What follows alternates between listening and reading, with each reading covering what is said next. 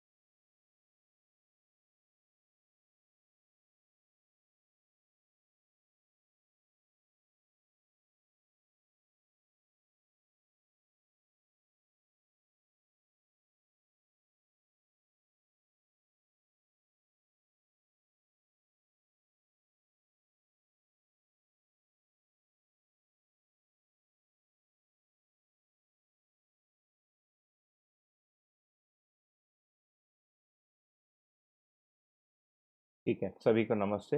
हम जहाँ रुके थे उसको थोड़ा ढूँढने का प्रयत्न कर रहा हूँ।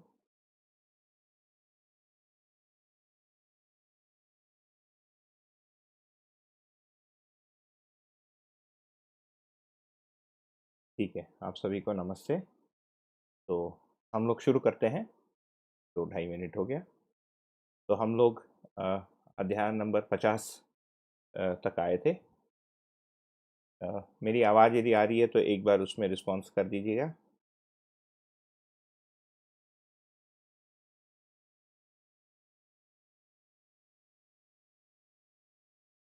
आवाज़ यदि आ रही है तो कोई मैसेज कर दीजिए।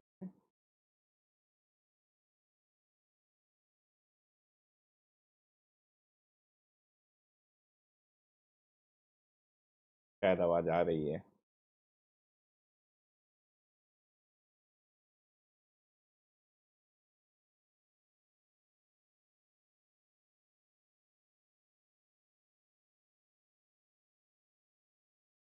ठीक है, मैं आगे बढ़ता हूँ। ठीक है, ओके, बढ़िया, ठीक है। तो हम अध्याय नंबर 50 तक आए थे, है ना? इसके इसको पूरा करेंगे, फिर इसके जब समरी करेंगे तो इसके पूर्व सवेरे हमने जो बात किया था उस पर भी बात हो जाएगी। मतलब एक प्रकार से उसका पुनर्सारांश हो जाएगा। तो यहाँ पर हम यहाँ तक आए थे कि अध्ययन क्षमता ही व्यवहार पूर्वक व्यक्तित्व एवं प्रतिभा के रूप में प्रकट होती है। या शायद लगता है कि मैं थोड़ा नीचे आ गया। हाँ, ठीक है। तो प्रत्यावर्तन ही अनुभूति है, ये ठीक हो गया। तो प्रत्यावर्तन को अनुभूति कह रहे हैं, ठीक है। और परावर्तन जो है ये व्यवहार एवं उत्पादन को परावर्तन कहा जा रहा है इधर। और तो प्रत्यावर्तन के क्रम को यदि देखेंगे तो जीवन में भास आभास प्रतीति और अनुभूति के रूप में है, ठीक है ना? तो सामान्य रूप से एक हम लोग ऐसा मान लेते हैं कि अनुभूति कहने से केवल आत्मा में होने वाले अनुभव की ही बात हो रही है, जबकि मानव में जो अनुभव आयाम है ना? वो संपूर्ण जीवन में भास आभास प्रतीति तथा अनुभूति के रूप में है। इसीलिए मूल्यों के अनुभव की बात होती है, जैसे स्नेह मूल्य का अनुभव, है ना? या ममता मूल्य का अनुभव जो मन की क्रियाएं हैं ना, तो इनका अनुभव मन में ही हो जाता है। और जैसे कृतज्ञता का हो गया, विश्वास का हो गया, इन मूल्यों का अनुभव वृत्ति करता है ना? और जैसे प्रेम हो गया, श्रद्धा हो गया, इन मूल्यों का अनुभव जो है चित्त करता है।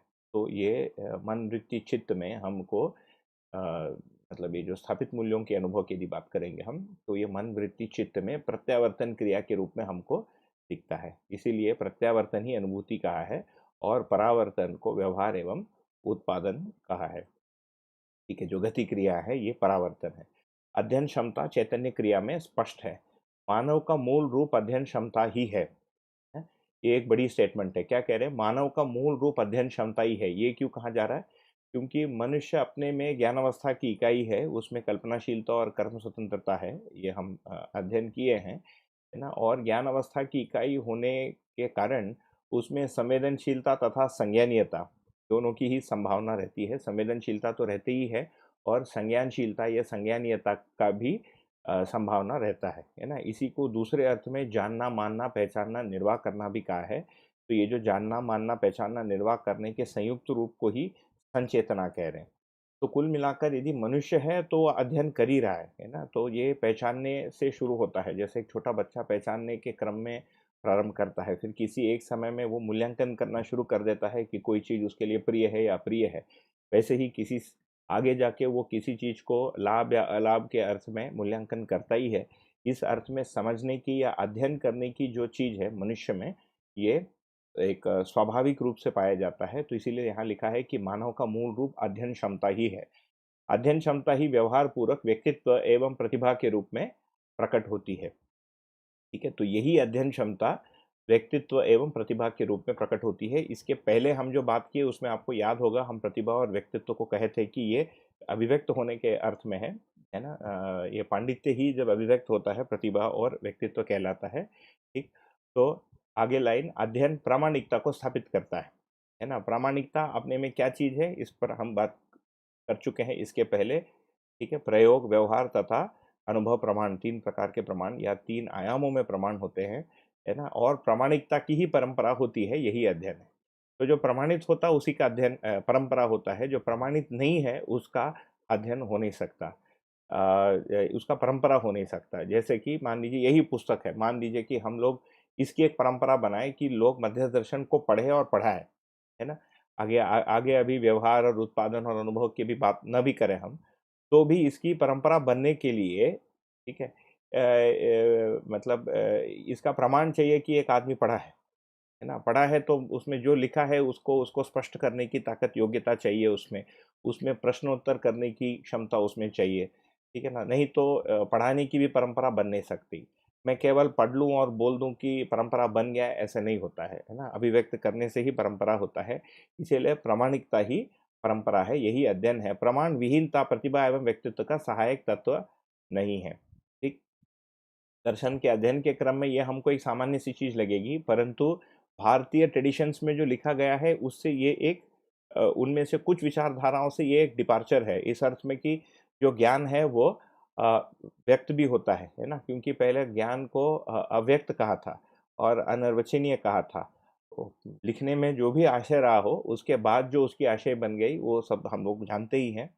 तो यहाँ पर कहा जा रहा है कि ज्ञान व्यक्त है और वो प्रयोग, व्यवहार तथा अनुभव के रूप में पूर्णतया व्यक्त होता है। उसी को फिर प्रतिभा और व्यक्तित्व के रूप में पहचाना गया है।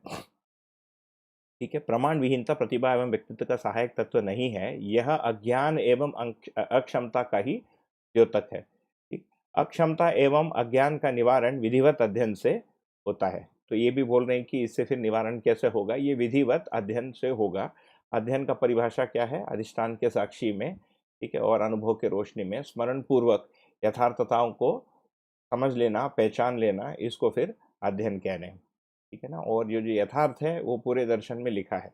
तो अक्षमता एवं अज्ञान का निवारण विधिवत अध्ययन से होता है, ना कि जो नहीं है उससे दूर होने से होता है। देखिए यहाँ भी एक शिफ्ट हो गया भाषा में।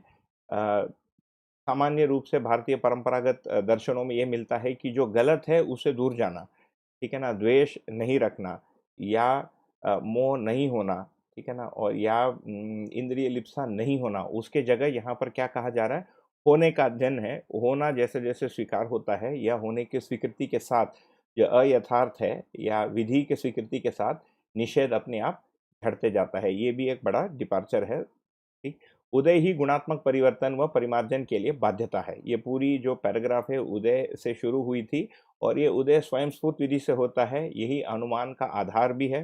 ठीक है, इसी से गुणात्मक परिवर्तन व परिमार्जन होता है। तो 2 शब्द आए हैं इधर, गुणात्मक परिवर्तन और परिमार्जन। जहाँ तक मैंने अध्ययन किया है अभ्यास दर्शन को, उसमें से जो मेरा निष्कर्ष बना है, उसको रख ही सकता हूँ कि गुणात्मक परिवर्तन तब कह रहे हैं जब मन, वृत्ति, चित्त में मानवीय दृष्टि, विषय, स्वभाव स्थापित हो जाता है, तब उसको गुणात्मक परिवर्तन कह रहे हैं। ये शिक्षा द्वारा होता है, ठीक है? और वहाँ से इसी को फिर प्रगतिशील जीवन कहा है कुछ देर पहले। प्रगतिशील जीवन से लेकर अनुभव तक का जो पूरा है, इसको फिर परिमार्जन कहा है।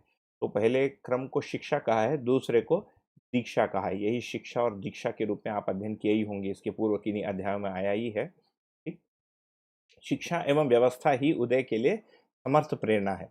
तो मनुष्य प्रेरित कैसा होगा? शिक्षा एवं व्यवस्था से ही होगा। ठीक, और जब शिक्षा की बात करेंगे तो शिक्षा संस्कार उसमें दोनों समाहित है, और व्यवस्था तो पांच आयाम में हम सब लोग इसे मतलब अपने ध्यान में होगा ही। तो इसी से उदय, यही उदय के लिए समर्थ प्रेरणा है। सत्ता में संपृक्त जड़ चैतन्यात्मक प्रकृति ही उदय सर्वस्व है।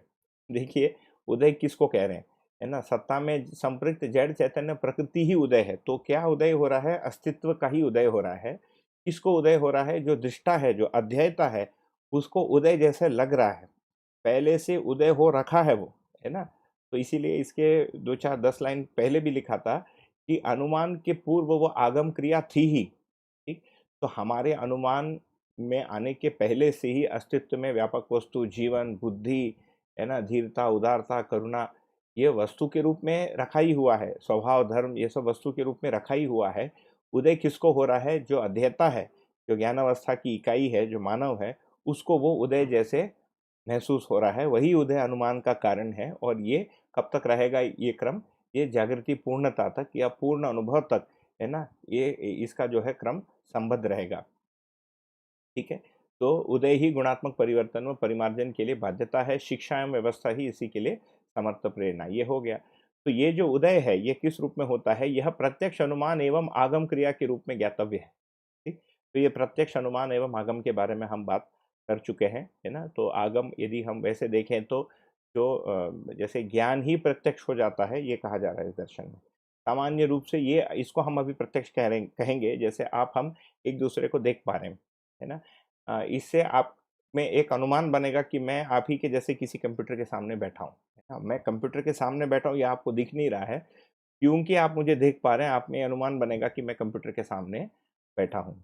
हाँ, उसके लिए कंप्यूटर का होना पहले से आवश्यक है, तभी मैं कंप्यूटर के सामने बैठा रह सकता हूँ। इस प्रकार से हम प्रत्यक्ष अनुमान और आगम का एक छोटा-सा उदाहरण के रूप से भी देख सकते हैं। ठीक? यही आद्यांत वास्तविकता, आदि से अंत तक वास्तविकता क्या है? सत्ता में संपृक्त जड़ चैतन्य प्रकृति का प्रत्यक्ष अनुमान तथा आगम क्रिया के रूप में होना। ठीक? वास्तविकता का ही उदय होता है। उदय किसका होगा? वास्तविकता का ही होगा, ये भी स्पष्ट है। उसके प्रति भ्रम होना मानव में, रोल कर ले, उसके प्रति भ्रम होना मानव में अक्षमता का द्योतक। ठीक है ना? वास्तविकता के प्रति यदि भ्रम है ना, या भ्रांति है, तो ये मानव में अक्षमता का ही द्योतक है, वास्तविकता को समझने का। ये भी स्पष्ट है। प्रत्येक मानव की क्षमता परावर्तन, परिवर्तन एवं प्रत्यावर्तन के रूप में स्पष्ट है। तो क्षमता को ही बता रहे हैं। इसको तीन विधि से देखिए, पहली बार यहाँ पर हमको मिलता है दर्शन में कि परिवर्तन को भी कहा है।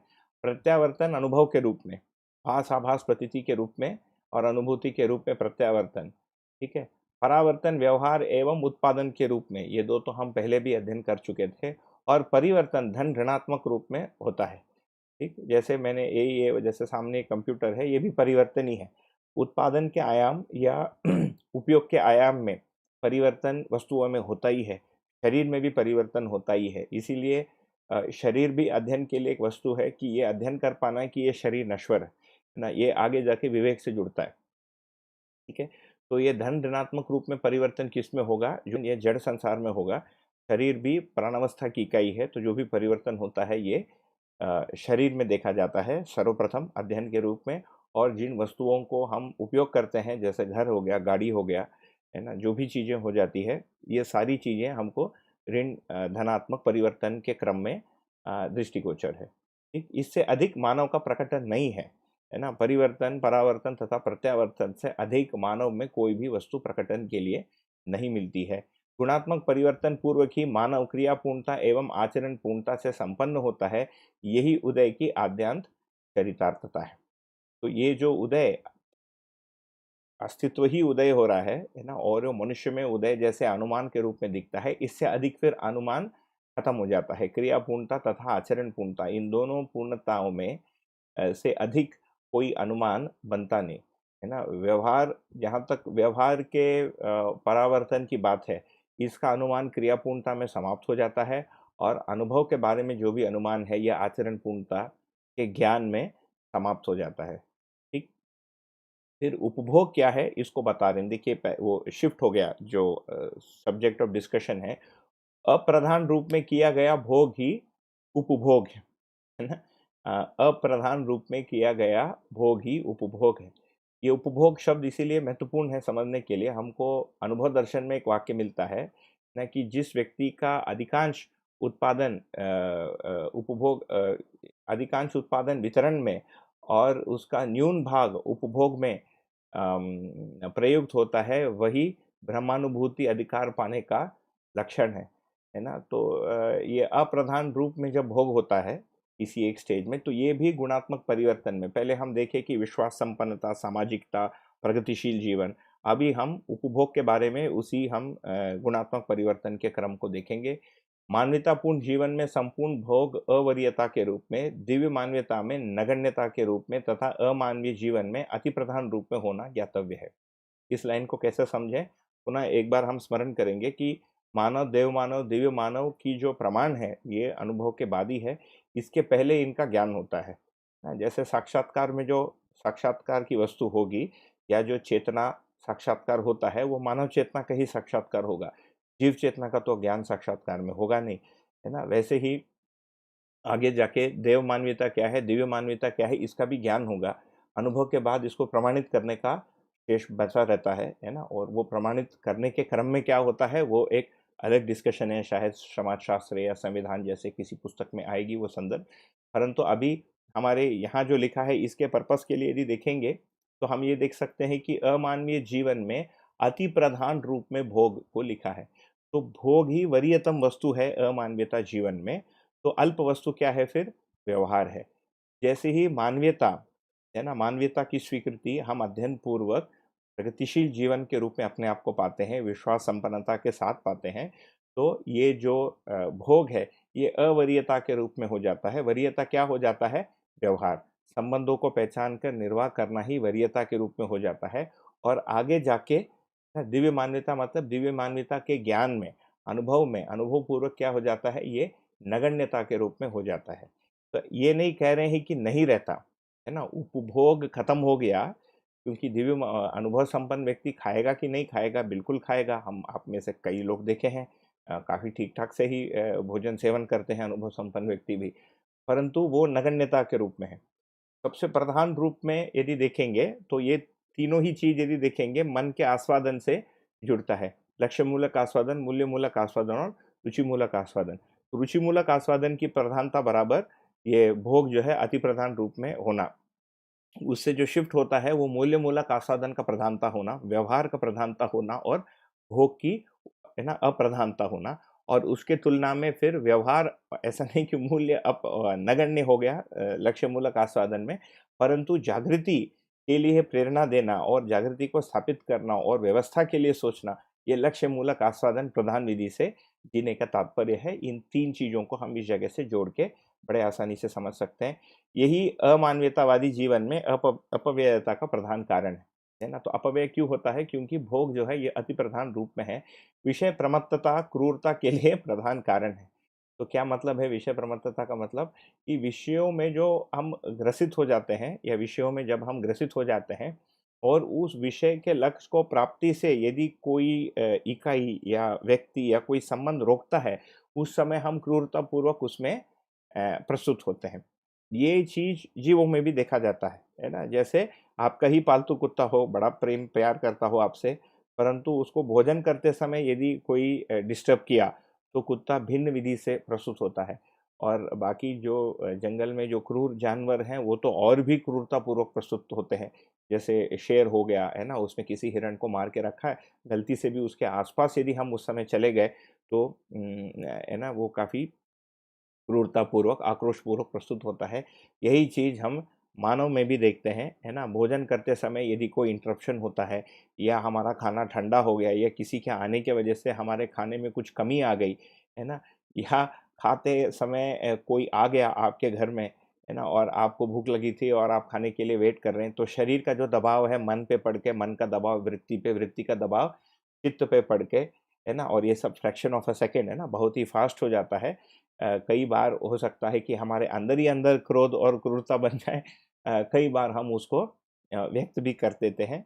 और ऐसा करने से आसपास के लोग बोलते भी हैं कि तुम बच्चे जैसे कर रहे हो, क्योंकि बच्चे के लिए ये करना ठीक है, क्योंकि बच्चे में, बहुत छोटे बच्चों में उस प्रकार से न्याय वाली मूल्यांकन की क्षमता कोई अपेक्षा करता भी नहीं, है ना? बच्चा प्रधान रूप से प्रिय-अप्रिय विधि से ही जीता है।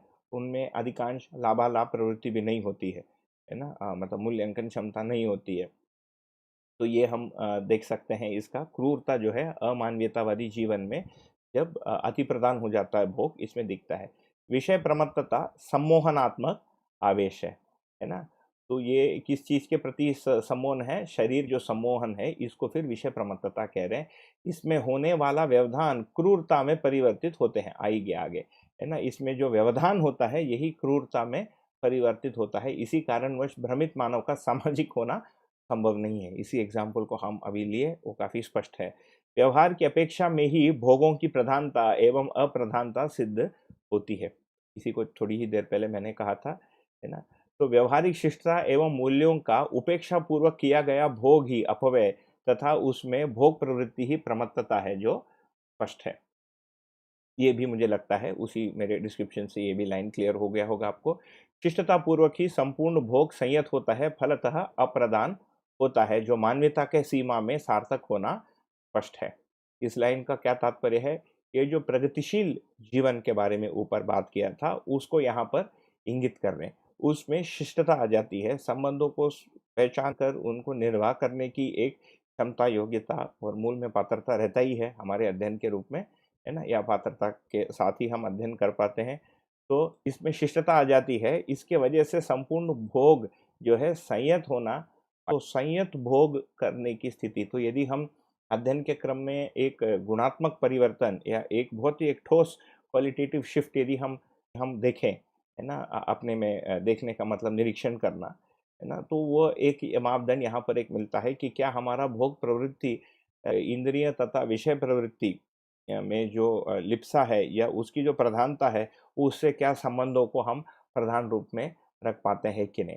यहाँ पर ध्यान देने का इतना ही मुद्दा है अपने स्वनिरीक्षण में, कि ये जो संबंधों का प्रधानता हमने देखा, ये सार्वभौम अर्थ में, है ना, प्रयोजन के अर्थ में संबंधों को पहचान कर हम कर पा रहे हैं कि नहीं। क्योंकि अभी भी जो हमारे प्रिय संबंध हैं, जैसे एक माँ अपने बच्चा जो है माँ के लिए प्रियतम होता है, तो माँ बच्चे के लिए भूखी रहती है ना? तो परंतु क्या किसी दूसरे के बच्चे के लिए भूखी रहेगी कि नहीं? है ना? फिर उसमें क्या संबंध को वो पहचान पाई है कि नहीं? है ना? इस प्रकार की चीज़ों को हमको अपने निरीक्षण में रखना पड़ेगा। तो प्रयोजन के अर्थ में, सार्वभौम अर्थ में जब हम संबंधों को पहचान कर निर्वाह करते हैं, उसमें फिर ये भोगों का संयत होना और शिष्टता का आना, ये हमारे लिए एक परीक्षण का एक बिंदु अभ्यास के क्रम में, ये व्यवहार अभ्यास का मुद्दा है ये। तो व्यवहार अभ्यास में ये हम देख देख सकते हैं इसमें। इसी बुक में लाइन आता है, विचार ही व्यवहार अभ्यास है ना? या व्यवहार ही विचार अभ्यास है। तो अभी जिसको हम व्यवहार अभ्यास कहते हैं भाषा के रूप में, नागराज बाबा जी, नागराज जी जो है अपने विकल्प में भी लिखे हैं कि उनके परिवार में व्यवहार अभ्यास तथा कर्म अभ्यास था, जो उनको स्वीकार हुआ। और ये जो ज्ञान के पक्ष में प्रश्न चिन्ह उनमें बना रहा, ठीक है? तो यहाँ पर स्पष्ट किया है ये अनुभव के बाद, कि व्यवहार का मतलब ही है विचार अभ्यास। मैं जैसे सोचता हूँ वही मेरा व्यवहार है, यही अंतरंग व्यवहार है। यही बहिरंग व्यवहार के रूप में फिर कभी हो सकता हम प्रकट करते हैं, कई बार क्या होता है, हम दबा देते हैं अपने विचारों को, क्योंकि वो बताने लायक नहीं होता है ना? अपनी प्रवृत्तियों को हम दूसरों को बता ही नहीं पाते, क्योंकि वो हम खुद ही नहीं चाहते, खुद ही हमारे में ही अस्वीकार रहता है। तो ये कुल मिलाकर व्यवहार अभ्यास के मुद्दे पर आ गया, है ना? यही आसक्ति एवं अनासक्ति का तात्पर्य है। क्या आसक्ति एवं अनासक्ति का तात्पर्य है? आसक्ति का मतलब है कि भोग प्रधान होना, और अनासक्ति का मतलब है कि व्यवहार का प्रधानता। प्रथम जो कदम है वो ये है। विषय के प्रति आसक्ति एवं अनासक्ति ऐष्णाओं के प्रति प्रवृत्ति एवं अप्रवृत्ति तथा अनुभूति के प्रति संकल्प भी प्रसिद्ध है। बहुत जोरदार लाइन है ये, है ना? आसक्ति और अनासक्ति विषयों के प्रति है। ऐष्णाएँ मतलब पुत्रेष्णा, वित्तेष्णा, लोकेष्णा के प्रति जो है प्रवृत्ति एवं अप्रवृत्ति, ठीक है? और अनुभव के प्रति संकल्प होना, ठीक है? अनुभव के प्रति संकल्प, पहले अनुभव के पहले संकल्प होगा, उसके बाद अनुभव होगा। अनुभव पूर्वक पुनः संकल्प के साथ जीते हैं। उस अनुभव मूलक बुद्धि के लिए नाम दिया है ऋतंभरा बुद्धि, है ना? तो ऋतंभरा बुद्धि के साथ जब हम जीते हैं, है ना, या उसके ऋतंभरा बुद्धि के अपेक्षा में जो संकल्प बनती है उसी बुद्धि में, या अनुभव के लिए जो अपेक्षा बनती है बुद्धि में, ठीक है, इसी को फिर संकल्प कह रहे हैं। तो 3 चीज़ें हमको दिख रहे हैं, आसक्ति, अनासक्ति, प्रवृत्ति, अप्रवृत्ति तथा संकल्प। ये 3 श्रेणी में हम देख सकते हैं। तो आज तो सर्वप्रथम हमारा क्या लक्ष्य उद्देश्य बनता है, आसक्ति एवं अनासक्ति से ऐषणाओं के प्रति प्रवृत्ति एवं अप्रवृत्ति में हम वो करें, ठीक है। इसमें एक ध्यान देने का बिंदु ये भी है कि इसी अभ्यास दर्शन में अमानवीयतावादी विचारों को प्रवृत्ति का है ना। अमानवीयतावादी को ये मतलब ऐषणाओं में वृत्ति, अमानवीयतावादी उसमें प्रवृत्ति, ठीक है। और अतिमानवीयता में निवृत्ति, है ना। ये 3 शब्दों का प्रयोग किया गया, प्रवृत्ति, वृत्ति तथा निवृत्ति। तो अध्ययन के उसमें क्रम में ये भी दिखता है कि हमारा लक्ष्य प्रवृत्ति से वृत्ति एंड वृत्ति से निवृत्ति। निवृत्ति का मतलब ये नहीं है कि वो ख़त्म ही हो जाता है, तो उससे आसक्ति ख़त्म हो जाना, है ना। वो अपने में एक वो है, सब्जेक्ट है, वो शायद आपका कवर हो गया होगा इसी बुक में, ठीक है। आगे बढ़ते हैं। आयोजनात्मक, प्रयोजनात्मक एवं योजनात्मक कार्यक्रम प्रसिद्ध है। ये 3 शब्द का मतलब क्या है, इसको आगे स्पष्ट किए हैं। आत्मीयतापूर्ण अर्थात न्यायसम्मत पद्धति से किया गया सम्मेलनात्मक योजना ही आयोजन है। पूर्णता की अपेक्षा में यह पूर्णतया परस्पर मिलन ही सम्मेलन है, ठीक है। क्या मतलब हुआ, आत्मीयतापूर्ण अर्थात न्यायसम्मत पद्धति से किया गया योजना। तो इसको क्यों कह रहे हैं, क्योंकि आज के दिन हर आदमी योजना बनाता ही है, हम सब कोई ना कोई योजना बनाते ही हैं। जैसे आपके साथ 3:30 बजे प्रस्तुत होना, ये एक योजना है। कल सुबह हम पुनः बैठेंगे, ये एक योजना है ना। घर के लिए कोई उत्पादन कार्य करना है, विनिमय, घर में कोई सेवा का काम, तो योजनाएं हमारी बनती रहती हैं। तो ये जो जिसको योजना कहा जा रहा है यहाँ पर, ये भौतिक रासायनिक वस्तु के संदर्भ में कहा जा रहा है। आयोजन कब है, जब ये केवल भौतिक रासायनिक वस्तु से केंद्रित न होकर समझ, न्याय, धर्म, सत्य, दृष्टि पूर्वक समझ, न्याय या अंततः अनुभव मूलक विधि से जो भी हम ये नियुक्ति करते हैं, प्रयुक्ति करते हैं अपने योजनाओं का, उसका नाम दिया है आयोजनात्मक, है ना, या आयोजना। इसी को आयोजन कहा जा रहा है। तो ये सामान्य रूप से ये तीनों शब्द एक ही जैसे प्रतीत होते हैं हमको, बट यहाँ पर इनको भेद करके बताया है। योजना के अर्थ में हम इसमें भेद कर पाए इसीलिए, ठीक है। फिर लिखे हैं, आयोजनात्मक कार्यक्रम ही सामाजिक कार्यक्रम। आ गया ना, न्याय दृष्टि पूर्वक जो हम कार्यक्रम बनाते हैं, या न्याय दृष्टि या सामाजिकता के पक्ष में हम जो कार्यक्रम बनाते हैं, ये इसको फिर आयोजनात्मक कार्यक्रम कह रहे हैं। सामाजिक कार्यक्रम, एक मिनट ये ऊपर आ जाए। ये सामाजिक कार्यक्रम प्रधानतः संवेदनशीलता व संज्ञानीयता की अभिव्यक्ति है, यही प्रयोजन है। आ गया। तो सामाजिक कार्यक्रम कोई भी यदि होगा तो वो संज्ञानीयता के साथ संवेदनशीलता भी चाहिए, या संवेदनशीलता के साथ संज्ञानीयता भी चाहिए, इसकी अभिव्यक्ति ही उसकी प्रयोजन है ना। संज्ञानीयता ही आयोजन का प्रधान कारण है ना। संज्ञानीयता किसको कह रहे हैं, ज्ञान को, समझ को। तो यही आयोजन का प्रधान कारण है, क्योंकि दृष्टि की समझ या वस्तु की समझ या स्वभाव धर्म की समझ संज्ञानीयता पूर्वक ही हमको प्राप्त होता है। संज्ञानीयता के अभाव में आयोजनात्मक कार्यक्रम सफल नहीं है ना। तो यदि संज्ञानीयता नहीं है और इस प्रकार का हम आयोजनात्मक कार्यक्रम बनाने जाते हैं तो वो सफल नहीं हो पाता है।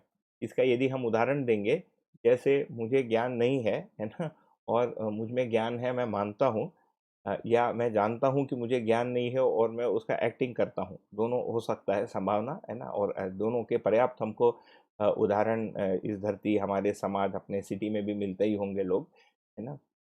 इसके साथ यदि मैं आयोजनात्मक कार्यक्रम बनाता हूँ जो लोक कल्याण के लिए, उद्धार के लिए, या सामाजिकता के अर्थ में, या संज्ञानीयता न होते हुए संज्ञानीयता को स्थापित तथा प्रकट करने के लिए यदि मैं कार्यक्रम बनाता हूँ, तो वो सफल नहीं हो सकता। मूल में संज्ञानीयता चाहिए ही चाहिए, उसके बिना ये सफल होने की संभावना नहीं है। ये काफ़ी तर्कसंगत हमको लगता भी है, क्योंकि हमारे पास जो नहीं है हम उसको बाँट नहीं सकते। हम कितना भी कल्पना कर लें, जैसे मैं कितना भी कल्पना कर लूँ कि इस माध्यम से मैं आपको अध्ययन करा दूँगा, बोध करा दूँगा, हमारा कल्पना कुछ भी हो सकता है, परंतु यदि मुझ में वो वस्तु नहीं है, वो आपको देना संभव है नहीं, ठीक है। तो आयोजनात्मक कार्यक्रम ही सामाजिकता को स्पष्ट करता है। इसी को पुनः क्लियर कर रहे हैं। आयोजन मानव के चारों आयाम एवं पांचों स्थितियों के अर्थ में चरितार्थ होता है। ठीक, तो आयोजन किसमें होगा? चारों आयाम, ये हम पहले भी बात कर चुके हैं, एवं पांचों स्थितियों के अर्थ में चरितार्थ होता है। यही प्रमाण मूलक 10 सोपानीय परिवार सभा व्यवस्था होने से परंपरा है। तो परंपरा होने के लिए ये 10 सोपानीय व्यवस्था का होना आवश्यक है। प्रमाण मूलक न होने से वर्ग की अभिव्यक्ति है। तो ये प्रमाण में नहीं है तो वर्ग भावना ही अभिव्यक्त होगा, ये भी इसके पहले हम देख चुके हैं। परंपरा में प्रमाण मूलक चिंतन का होना अनिवार्य है ना। इसके बिना क्या होगा? वर्ग की अभिव्यक्ति होती है। यही सफलता का द्योतक है। इसके अभाव में आयोजन नहीं है। आयोजन में व्यवहारिकता का निर्धारण होना ही प्रधान तत्व है। देखिए आगे, आयोजन का मतलब ही है कि व्यवहारिकता का निर्धारण होना। तो इसके पूर्व वाले पैराग्राफ में इस बात को लेकर, भोग को लेकर बात हुई है ना। अति प्रधान, अप्रधान रूप में भोग तथा नगण्य रूप में भोग। तो इन भोग प्रवृत्तियों के साथ जब एक व्यक्ति योजनाएं बनाता है ना, तो अप्रधान या संयत भोग के साथ जो योजना बनाता है वो फिर आयोजन कहलाएगा। या नगण्य रूप में भोग प्रवृत्ति के साथ जब वो आयोजन बनाता है तो उसमें दृष्टि में परिवर्तन हुआ रहता है, इसीलिए उनके ही योजना को आयोजन कहा जा रहा है। जब वो मूल में दृष्टि या समझ नहीं है और मान लीजिए यदि भाषा मात्र है ना, और या भाषा भी नहीं है और कल्पना है या और कोई वस्तु है या कुछ भी नहीं है, तो वो फिर योजना के रूप में ही कहलाएगा। ठीक है। तो इसके कई सारे हमको उदाहरण भारत जैसे देश में तो मिलते ही हैं, है ना। शुभ के लिए बहुत सारे आयोजन किए जाते हैं। उससे शुभ हुआ कि नहीं हुआ, ये इस प्रश्न के मूल में यदि जाएंगे तो हमको ये पैराग्राफ का सहारा लेना पड़ेगा उसको ढूंढने के लिए कि इससे शुभ घटित हुआ कि नहीं हुआ। तो ये मानव के जीने के क्रम, मतलब जीने में आयोजन है ना और योजना बनाना एक बहुत बड़ा भाग है। प्रौढ़ों के रूप में या एज अडल्ट्स है ना, हम ये बनाते ही रहते हैं। ठीक है, तो इसीलिए इसको यहाँ पर रखा भी है। व्यवहारिकता अनुभव मूलक होने से, ऊपर चलते हैं, व्यवहारिकता अनुभव मूलक होने से ही सफल होता है। उसके पहले वो सफल नहीं है। उसके पहले क्या है पूछेंगे तो उसका प्रतीति, उसके पहले उसका आभास, उसके पहले उसका भास, है ना। और कम से कम भास तो रहता ही है हर मानव में। अब भास की पूर्णता है कि नहीं ये एक अलग मुद्दा है, लेकिन कम से कम भास तो रहता ही है। तो अनुभव मूलक जो अभिव्यक्ति है, अनुभव मूलक विधि से ही व्यवहारिकता सफल होती है। इसी से समाज रचना स्पष्ट होता है, अर्थात संबंध एवं संपर्क के प्रति दायित्व एवं कर्तव्य का निर्वाह होता है ना। तो व्यवहारिकता का मतलब ही है कि संबंध एवं संपर्कों का निर्वाह।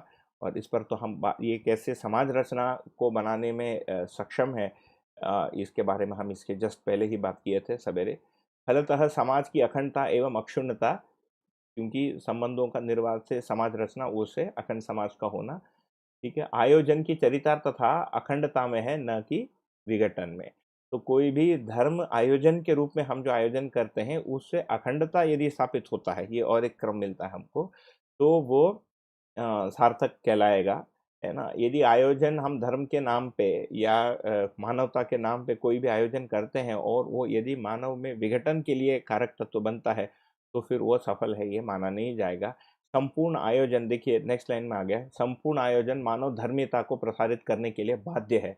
मानव धर्मीयता सार्वभौमिक है, आ ही गया, है ना। तो अखंड सामाजिकता को स्थापित करने के लिए या स्थापित करने योग्य जो भी योजनाएं हैं उसको फिर हम आयोजन कहेंगे।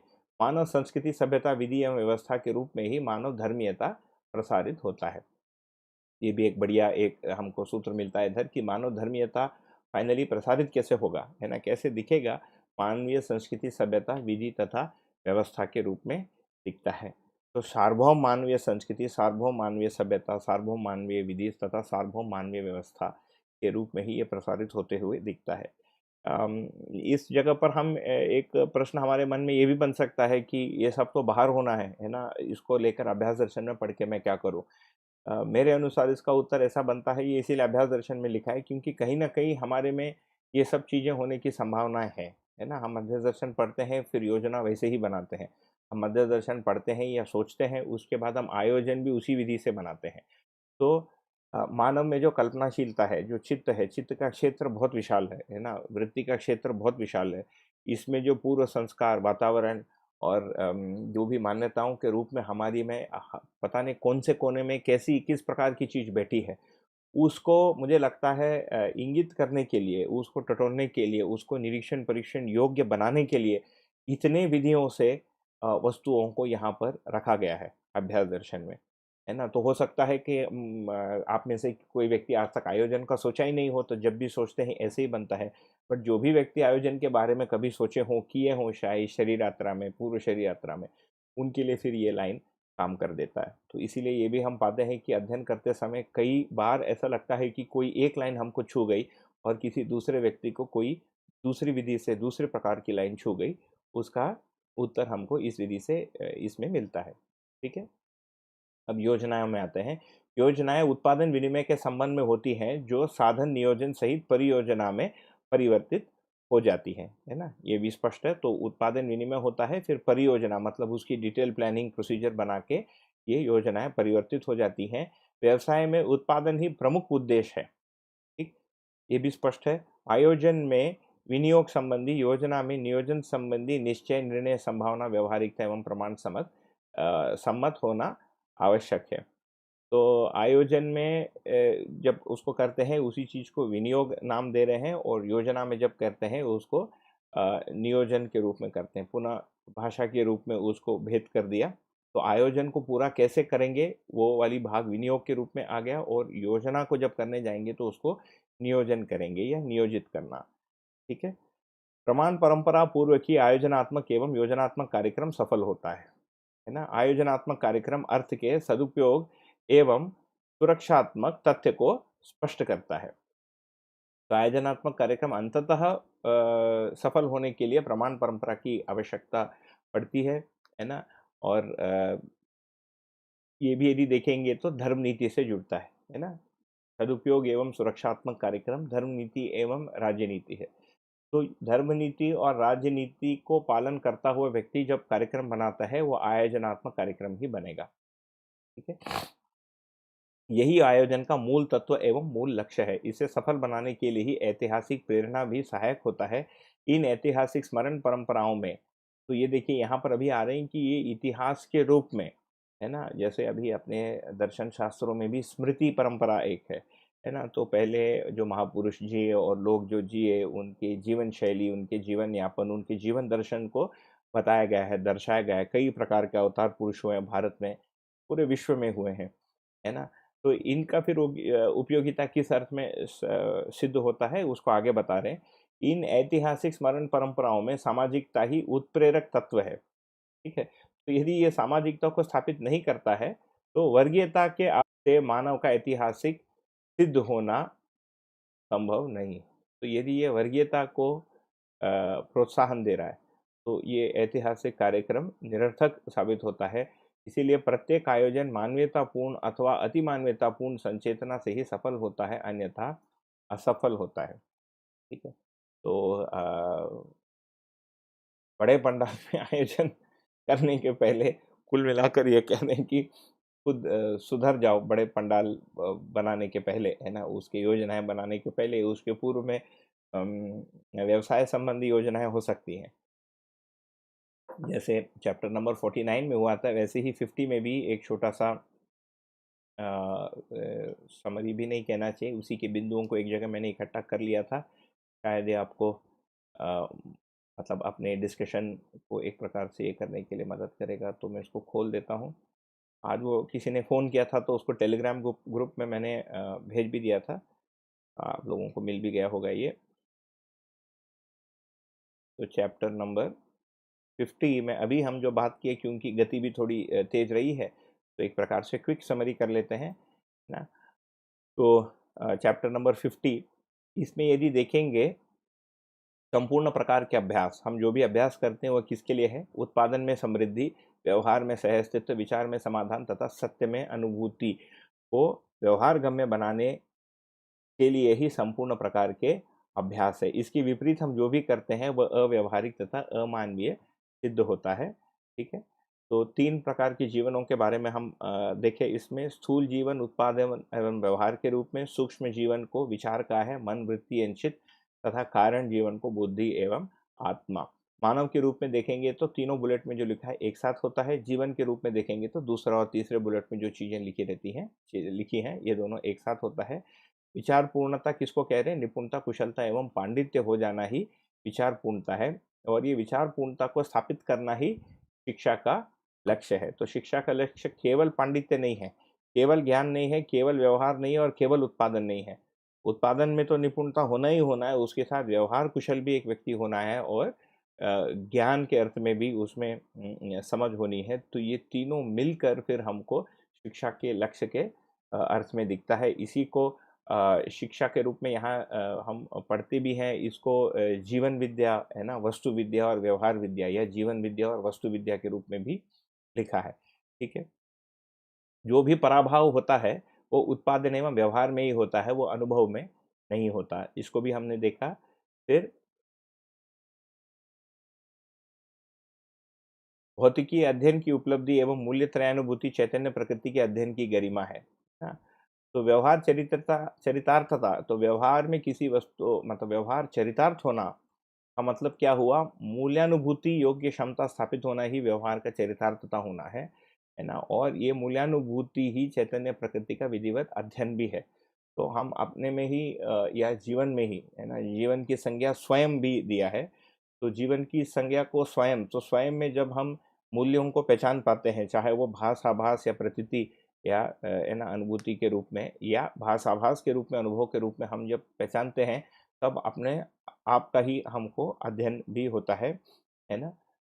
तो ये भी स्पष्ट है। भौतिकी अध्ययन जो है ये भौतिक शास्त्र के रूप में, ये काफ़ी सामान्य सा डिस्टिंक्शन है, आपको इसमें कोई नई बात नहीं है।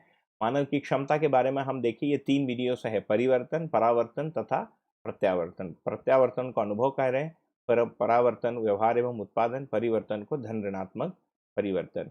ठीक है, अध्ययन से क्या होता है? व्यक्तित्व तथा प्रतिभा का विकास होता है, और यही फिर प्रमाणित होता है। व्यक्तित्व और प्रतिभा ही प्रमाणित होता है। ये उपभोग क्रम को हम देखे थे, तो भोगों में प्रधानता व्यवहार की अपेक्षा में है।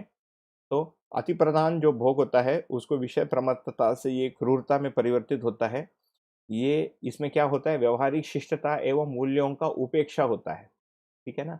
और इसमें भोग प्रवृत्ति जो होती है, इसी को फिर प्रमत्तता एक शब्द प्रयोग किया गया था, तो यही प्रमत्तता है। विषयों में तीव्र आसक्ति को फिर प्रमत्तता कह रहे हैं। विषयों के प्रति आसक्ति एवं अनासक्ति होती है अवरीयता के रूप में। देखा, अति प्रधानता से अवरीयता एक शिफ्ट हुआ अध्ययन के क्रम में, अभ्यास के क्रम में।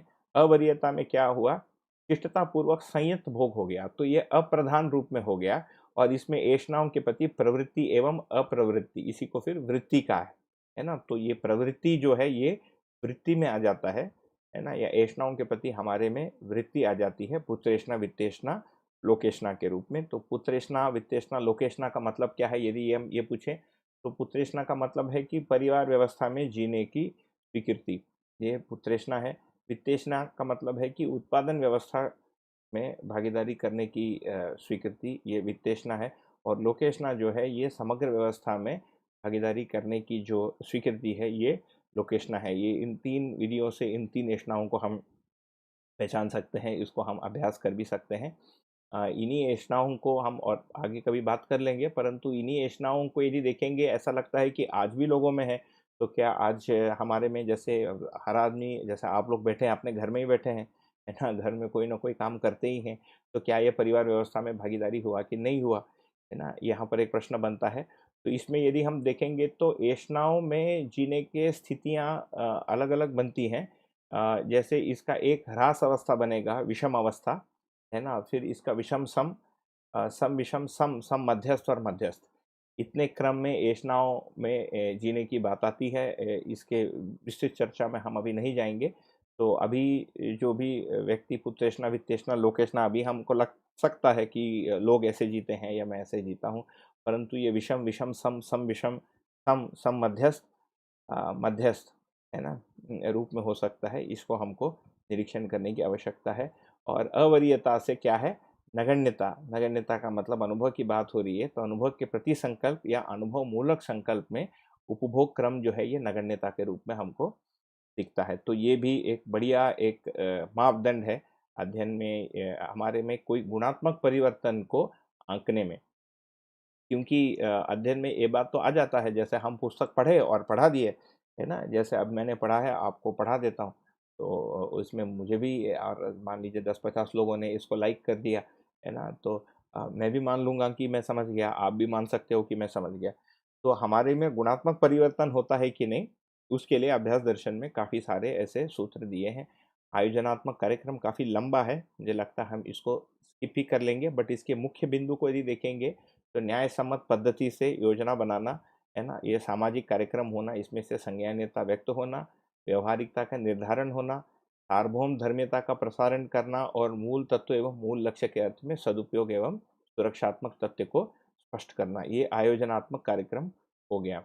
योजनात्मक कार्यक्रम, तो आयोजनात्मक कार्यक्रम का एक एग्जाम्पल क्या हो सकता है?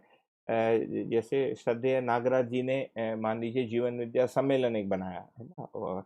हालाँकि सम्मेलन अपने आप ही उदय हुआ, ये कहना ठीक है, परंतु उन्होंने उसको उपयोगी माना, है ना? तो ऐसा व्यक्ति जब किसी कार्यक्रम को या उद्घाटित करते हैं, तो फिर वो आयोजनात्मक कार्यक्रम कहलाएगा। जैसे छत्तीसगढ़ शिक्षा विभाग में एक अध्ययन का एक क्रम चला, है ना? जहाँ पर वहाँ के शिक्षकों को अध्ययन कराया गया, ये आयोजनात्मक कार्यक्रम है। मैं जब उसको करूँगा, तो वो योजनात्मक कार्यक्रम कहलाएगा, क्योंकि अनुभव विहीनता के साथ यदि करेंगे। अनुभव और सार्वभौमता के लक्ष्य के साथ करेंगे तो हो सकता है उसमें कुछ सफलता मिलेगी, परंतु ये आयोजनात्मक योजनात्मक कार्यक्रम में हम भेद इस रूप से देख सकते हैं। ये तो स्पष्ट हो गया, योजनात्मक कार्यक्रम उत्पादन से ही सीमित है। ठीक है? तो ये हम चैप्टर नंबर 51 में जाएँगे, इसको मुझे वापस बंद करना पड़ेगा, नया वाला खोल देता हूँ। 1 मिनट। चैप्टर नंबर 51 ये आ गया, 51 को जाएँगे, 54 चैप्टर है, तो 51 करने से 52, 53, 54 3 कल के लिए बचेंगे। 51 अभ्यास समग्र की उपलब्धि क्रियापूर्णता एवं आचरण पूर्णता ही है ना? तो संपूर्ण जो अभ्यास है, ये किसके लिए है? क्रियापूर्णता एवं आचरण पूर्णता के लिए ही है। ये चैप्टर इसके बारे में बात कर रहा है। ये अध्याय, चैप्टर का मतलब अध्याय। इससे अधिक मानव के लिए उपलब्धियां शेष नहीं है। इससे अधिक कोई सिद्धि, कोई स्थिति, कोई गति, कोई प्राप्ति कुछ बचा हो लेखक के बारे में, लेखक का मतलब जिन्होंने लिखा है, प्रणेता ही लेखक हैं हमारे केस में, के अनुसार ऐसा नहीं है ना? अंतिम उपलब्धि क्या है? क्रियापूर्णता एवं आचरण पूर्णता, इससे भिन्न कोई भी उपलब्धि नहीं है। इनके अतिरिक्त और किसी प्रकार की सिद्धि की चर्चा रहस्यमयता ही है। रहस्यमयता की चर्चा रहस्य उन्मूलन के लिए सहायक नहीं है। रहस्य से रहस्य का निराकरण नहीं है ना? तो क्योंकि इसके पहले रहस्यात्मक चीज़ों का मतलब क्या है? जिनके कारण और जिनको प्राप्त करने के लिए कोई भी सिद्धांत न हो और जिनके होने के लिए कोई सिद्धांत न हो, मतलब ये सार्वभौम नहीं हो सकता है ना? या तो बताया नहीं जा सकता, या बताने से तुमको समझ में नहीं आएगा, है ना? या बताने योग्य नहीं है। ये सारी चीज़ें रहस्य के रूप में प्रतिपादित की गई हैं। यदि रहस्य के परिभाषा को देखेंगे अपने मानव व्यवहार दर्शन से, तो उसमें लिखा है कि जानकारी को प्रकट नहीं करना या नहीं कर पाना, है ना? या जानकारी नहीं होना, तीनों ही है ना परिस्थिति में इसको रहस्य कहते हैं। यथार्थ की श्रृंखला में अज्ञात होना रहना संभव नहीं है। तो अज्ञात बोल के कोई वस्तु अस्तित्व में है ही नहीं, है ना? तो यदि समझने की इच्छा है, तो अस्तित्व पूरा का पूरा, नागराज जी बोलते रहते थे कि पूरा का पूरा अस्तित्व खुला है समझने के लिए। इसमें छुपी हुई कोई भी चीज़ नहीं है, अज्ञात तथा रहस्य नहीं है, क्रम से ज्ञान उदय होने की संभावना है। तो टाइटल दिया क्रियापूर्णता, आचरण पूर्णता, और बातचीत शुरू कर रहे हैं रहस्य से। तो क्यों रहस्य से शुरू कर रहे हैं? क्योंकि अभी तक मनुष्यों में रहस्य था, और ये रहस्य उन्मूलन कैसे होता है? क्रियापूर्णता और आचरण पूर्णता को समझने से, जागृति और जागृति पूर्णता को समझने से ये रहस्य का उन्मूलन संभव है। और आप लोग देखे ही होंगे शुरुआत में भी कि गठन पूर्णता, क्रिया पूर्णता और आचरण पूर्णता, ये तीनों ही अनुसंधान के बिंदु हैं इस दर्शन में, है ना? तो फिर इसमें लिखा है कि क्रम से ज्ञानोदय होने की संभावना है। तो ज्ञानोदय कैसे होता है? क्रम से होता है, कोई जंप नहीं है ना? बेवकूफ़ी के साथ अनुभव नहीं होता है ना? तो क्वांटम कोई जंप नहीं है, सडनली कुछ हो गया। क्रम से, तो विधिवत अध्ययन करते हुए ज्ञानोदय होने की संभावना है। सत्ता में संप्रत जड़ चैतन्यात्मक प्रकृति के अतिरिक्त और कोई वास्तविकता नहीं है। ये एक क्लीन फिनिश है ना, कुछ बचा नहीं इस स्टेटमेंट में जैसे लिखा गया है। मानव जीवन जो जागृति के क्रम में प्रत्यक्ष है, उसमें गुणात्मक परिवर्तन पूर्वक क्रियापूर्णता एवं आचरण पूर्णता सिद्ध होता है। तो आदमी जो जागृति के क्रम में है, ये दोनों पूर्णताओं को वो प्राप्त कर सकता है। उसके अतिरिक्त कल्पनात्मक श्रेष्ठ सिद्धि अथवा नेष्ट सिद्धि दोनों ही सामाजिकता को सिद्ध करने में समर्थ नहीं है, है ना? तो ये क्रियापूर्णता एवं आचरण पूर्णता से भिन्न कोई भी सिद्धि चमत्कार, सिद्धि चमत्कार का मतलब बहुत सारे हम सुनते ही हैं, है ना? हम उड़ सकते हैं, पानी पे चल सकते हैं, सांप को खा लिया, सांप को गले में लटका दिया, है ना? कीले पर लेट गए। ये जितनी भी सिद्धियां हैं, ये सामाजिकता को सिद्ध करने में समर्थ नहीं है, है ना? एक आदमी कीले पे लटका है और 10 साल से खाना नहीं खाया, हमको पता चलता है। देखने से एक आदमी को ऐसा नहीं लगता है कि मैं उसके जैसा हो जाऊं, और मुझे लगता है कोई ऐसे व्यक्ति से विवाह भी नहीं करना चाहेगा, है ना? तो समाज रचना और परिवार रचना के भी होना संभव नहीं है सिद्धिपूर्वक, है ना? तो वो गलत है, ये नहीं कहा जा रहा है। उससे सामाजिकता सिद्ध नहीं होती है, ये कह रहे हैं, और उससे वास्तविकता समझ में आएगा कि नहीं आएगा, इस पर एक प्रश्न चिन्ह बना हुआ है। हिंसक एवं अनिष्टकारी अथवा प्रलोभनात्मक प्रक्रिया या उसके लिए किया गया अभ्यास भी अमानवीयता ही है ना? तो कोई भी हिंसा, अनिष्टकारी जितनी भी चीज़ें हैं, प्रलोभन, ये जितनी भी चीज़ें, तो प्रलोभन में क्या है, इसको क्यों कहें यदि देखेंगे, तो कई सारी सिद्धियाँ हैं, माने अभ्यास परंपराएँ हैं, है ना? तंत्र में और बहुत सारी विधियाँ के बारे में हम सुनते हैं, पढ़ते हैं, जिसको करने से इस प्रकार की ताकत आ जाती है। दूसरे को नाश करने की ताकत आती है। बिना काम किए है ना, एक सोने का गुलाब जामुन कहीं से हम प्रकट कर लेते हैं, इस प्रकार की चीज़ें लोग करते हैं, ठीक है? तो और भारत में ऐसे लोग होते रहते हैं। अब वो वास्तव में सोने का गुलाब जामुन प्रकट किए, नहीं किए, उसके पीछे सिद्धांत क्या है, एक अलग मुद्दा है। परंतु ये सामाजिकता और अज्ञात को ज्ञात करने के लिए ये सारा सहायक नहीं है ना? यही रहस्यमयता है, ये कह रहे हैं। ये सोने का गुलाब जामुन है ना? ऐसी सिद्धियाँ के प्रति तीव्र इच्छा के मूल में स्वयं में रहस्यता का होना आवश्यक है। देखिए, बहुत ही जोरदार स्टेटमेंट है। ऐसी सिद्धियों के प्रति यदि किसी में तीव्र इच्छा है और उसका यदि वो प्रयोग करते हैं, इसका मतलब है उनमें रहस्यता के प्रति स्वयं स्वीकृति है। मतलब वो स्वयं ही रहस्यता के पक्ष में नहीं है, यथार्थ ज्ञान के पक्ष में नहीं है, तभी उसका अभ्यास करते हैं, तभी उसको प्रमाणित करने का प्रयत्न करते हैं। ऐसे सिद्धियों के प्रति ये तो हो गया। स्वयं में रहस्यता के बिना रहस्यता प्रिय होना संभव नहीं है। स्वयं में रहस्यता अमानवीय तथा विजय पाने, आक्रमण करने एवं सुविधा संग्रह करने के संदर्भ में होता है। ये भी बहुत स्पष्ट है। पुनः भारत इन चीज़ों में काफ़ी आगे है, जहाँ पर लोगों ने बहुत सारा ढेर संपत्ति इकट्ठा कर लिया, है ना? अम, तो इसमें भी कर्ण दर्शन में जब हम पढ़ेंगे तो उसमें दिखता है इच्छाओं के 7 भेद हैं, है ना? तो एक आता है अर्थ के लिए मोक्ष, है ना? तो अर्थ के लिए मोक्ष के द्वारा लोगों ने बहुत सारा संपत्ति भारत में इकट्ठा किया ही है। स्वयं में रहस्यता, पुनः पढ़ रहा हूँ, स्वयं में रहस्यता अमानवीय तथा विजय पाने, आक्रमण करने एवं सुविधा संग्रह करने के संदर्भ में होता है। स्वयं के जागृति क्रम एवं कार्यक्रम तथा उसके प्रतिष्ठा के संदर्भ में पूर्ण बोध न होना ही इसका कारण है। वो स्वयं के जागृति क्रम तथा जागृति के लिए कार्यक्रम के प्रति हमारे में पूर्ण बोध नहीं है, इसीलिए ये रहस्य के प्रति एक आकर्षण व्यक्ति में दिखता है अभ्यास के रूप में, है ना? और लोग इसका अध्ययन भी करते हैं, तो ये भी स्पष्ट है। इसका मतलब है कि जैसे भी ऐसे लोगों ने या ऐसे अभ्यास विधियों ने जागृति को माना है, उसमें जीवन तथा जीवन का कार्यक्रम उनको स्पष्ट नहीं है। तो उसी को फिर जीवन का कार्यक्रम मान रहे हैं, इसीलिए उसको करते हैं। ठीक है? ये हो गया अ, सिद्धि, चमत्कार और आदर्शवादी परंपरा के अनुसार जो भी लक्ष्य है, जबकि दर्शन के अनुसार लक्ष्य क्या है?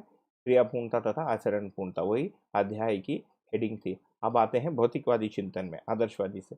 भौतिकवादी चिंतन के आनुषंगिक जो रासायनिक एवं भौतिक प्रक्रियाएं विश्लेषण पूर्वक स्पष्ट हुई हैं, उनमें मानव का विश्लेषण न होना, साथ ही भौतिकता को जीवन सर्वस्व क्रियाकलाप स्वीकार किया जाना अमानवीयता के लिए परमावधि प्रोत्साहन सिद्ध हुआ है ना? एक लाइन में काफ़ी कुछ बोल दिया। भौतिकवादी चिंतन के आनुषंगिक के अनुसार के पीछे-पीछे चलने वाला जो भी विचारधारा है, जो रासायनिक एवं भौतिक प्रक्रियाओं को विश्लेषण पूर्वक स्पष्ट किया। जैसे ये सिलिकॉन के बिहेवियर को हम स्पष्ट किए हैं, तभी यूट्यूब से हम आज के दिन ब्रॉडकास्ट कर पा रहे हैं, है ना? या रेडियो कम्युनिकेशन है ना? या सैटेलाइट कम्युनिकेशन स्पष्ट हुआ है, तभी मैं यहाँ बैठ के बीच में कोई केबल नहीं, कुछ नहीं, आपके साथ बातचीत हो पा रही है। तो इसको एक लाइन में बोल दिया, भौतिक एवं रासायनिक प्रक्रियाओं का विश्लेषण हुआ है। उनमें मानव का विश्लेषण, है ना? कंप्यूटर के सामने जो आदमी बैठा है उसको छोड़ दिया, साथ ही उसको तो छोड़ ही दिया, और वो उद्देश्य भी नहीं है, ना अध्ययन कर पाए, ना उसको अध्ययन का वस्तु माना। तो जो आदमी कंप्यूटर बना रहा है वो स्वयं अध्ययन का वस्तु नहीं है, जो कंप्यूटर है वो अपने में ही यही सर्वस्व है। इसके लिए, इससे क्या हो गया, अमानवीयता के लिए परमावधि प्रोत्साहन सिद्ध हुआ है। तो ये अमानवीयता 3 विधि से गण्य है। ये भौतिक रासायनिक जितना भी हम अध्ययन करते हैं और जितना भी अभी उत्पादन होता है, अंततः यदि हम देखेंगे कहीं न कहीं किसी लाभ प्रवृत्ति, किसी भोग प्रवृत्ति, और कई जगहों में या आजकल काफ़ी बढ़ता भी है, किसी कामोन्मादी प्रवृत्ति से ही जुड़ता हुआ दिखता है। बहुत ही कम चैनल होंगे मुझे लगता है यूट्यूब पे, या कम वीडियो होंगे जिसमें सार्वभौम तत्वों के बारे में हम बातचीत करते हुए व्यक्तियों को मिलते हैं। बाकी सारे मतलब जो भी चैनल है उसमें कुत्ता बिल्ली के साथ खेल रहा है, या कोई आदमी कुत्ते के साथ खेल रहा है ना? या किसी आदमी किसी और महिला के साथ घूम रहा है, यही इसी इसी प्रकार के हमको वीडियो दिखते हैं। तो उसमें सार्थक वीडियो भी प्रोत्साहन के रूप में दिखता नहीं। तो ये तो काफ़ी स्पष्ट ही है, मुझे लगता है परिचयात्मक शिविर के स्तर पे ही ये सारी बातचीत हो जाती है ना? भौतिकवादी चिंतन जड़ प्रकृति का अध्ययन है, प्रकृति में सीमित नहीं है, जड़ प्रकृति पर चैतन्य प्रकृति का अधिकार एक वास्तविकता है। ये अधिकार के लिए हम स्वयं प्रमाण हैं, है ना? तो हम लोग इसको नियंत्रित कर ही रहे हैं इसको। चैतन्य प्रकृति के स्पष्ट अध्ययन के बिना मानव का अध्ययन अपूर्ण है। अपूर्ण अध्ययन पूर्वक पूर्ण जीवन को अभिव्यक्त करना संभव नहीं है। एक छोटा-सा तर्क दे दिया। खुद ही अपूर्ण होते हुए पूर्णता को अभिव्यक्त करना संभव नहीं है। ये अपूर्णता वर्ग में परिणत होता है। ये प्रॉब्लम क्या हो गई अपूर्णता होने से? ये जो है वर्ग भावना में परिणत हो रहा है ना? यहाँ से समस्या शुरू हो गई।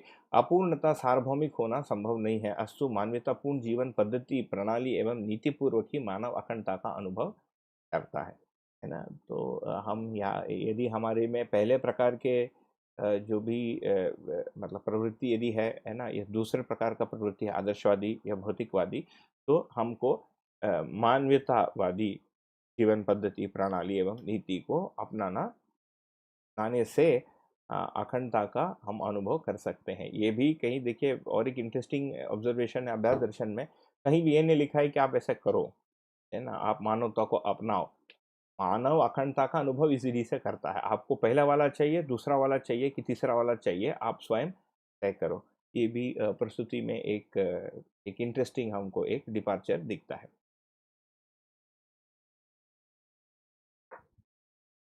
आगे बढ़ते हैं। यदि मेरी बोलने की गति यदि बहुत तेज़ हो रही है तो कोई उसमें मैसेज में डाल दीजिएगा, तो थोड़ा धीमा भी कर सकता हूँ। और मुझे लगता है आपके सामने टेक्स्ट है भी, इसीलिए आपको बहुत ज़्यादा इसमें दिक्कत नहीं आनी चाहिए। 1 मिनट।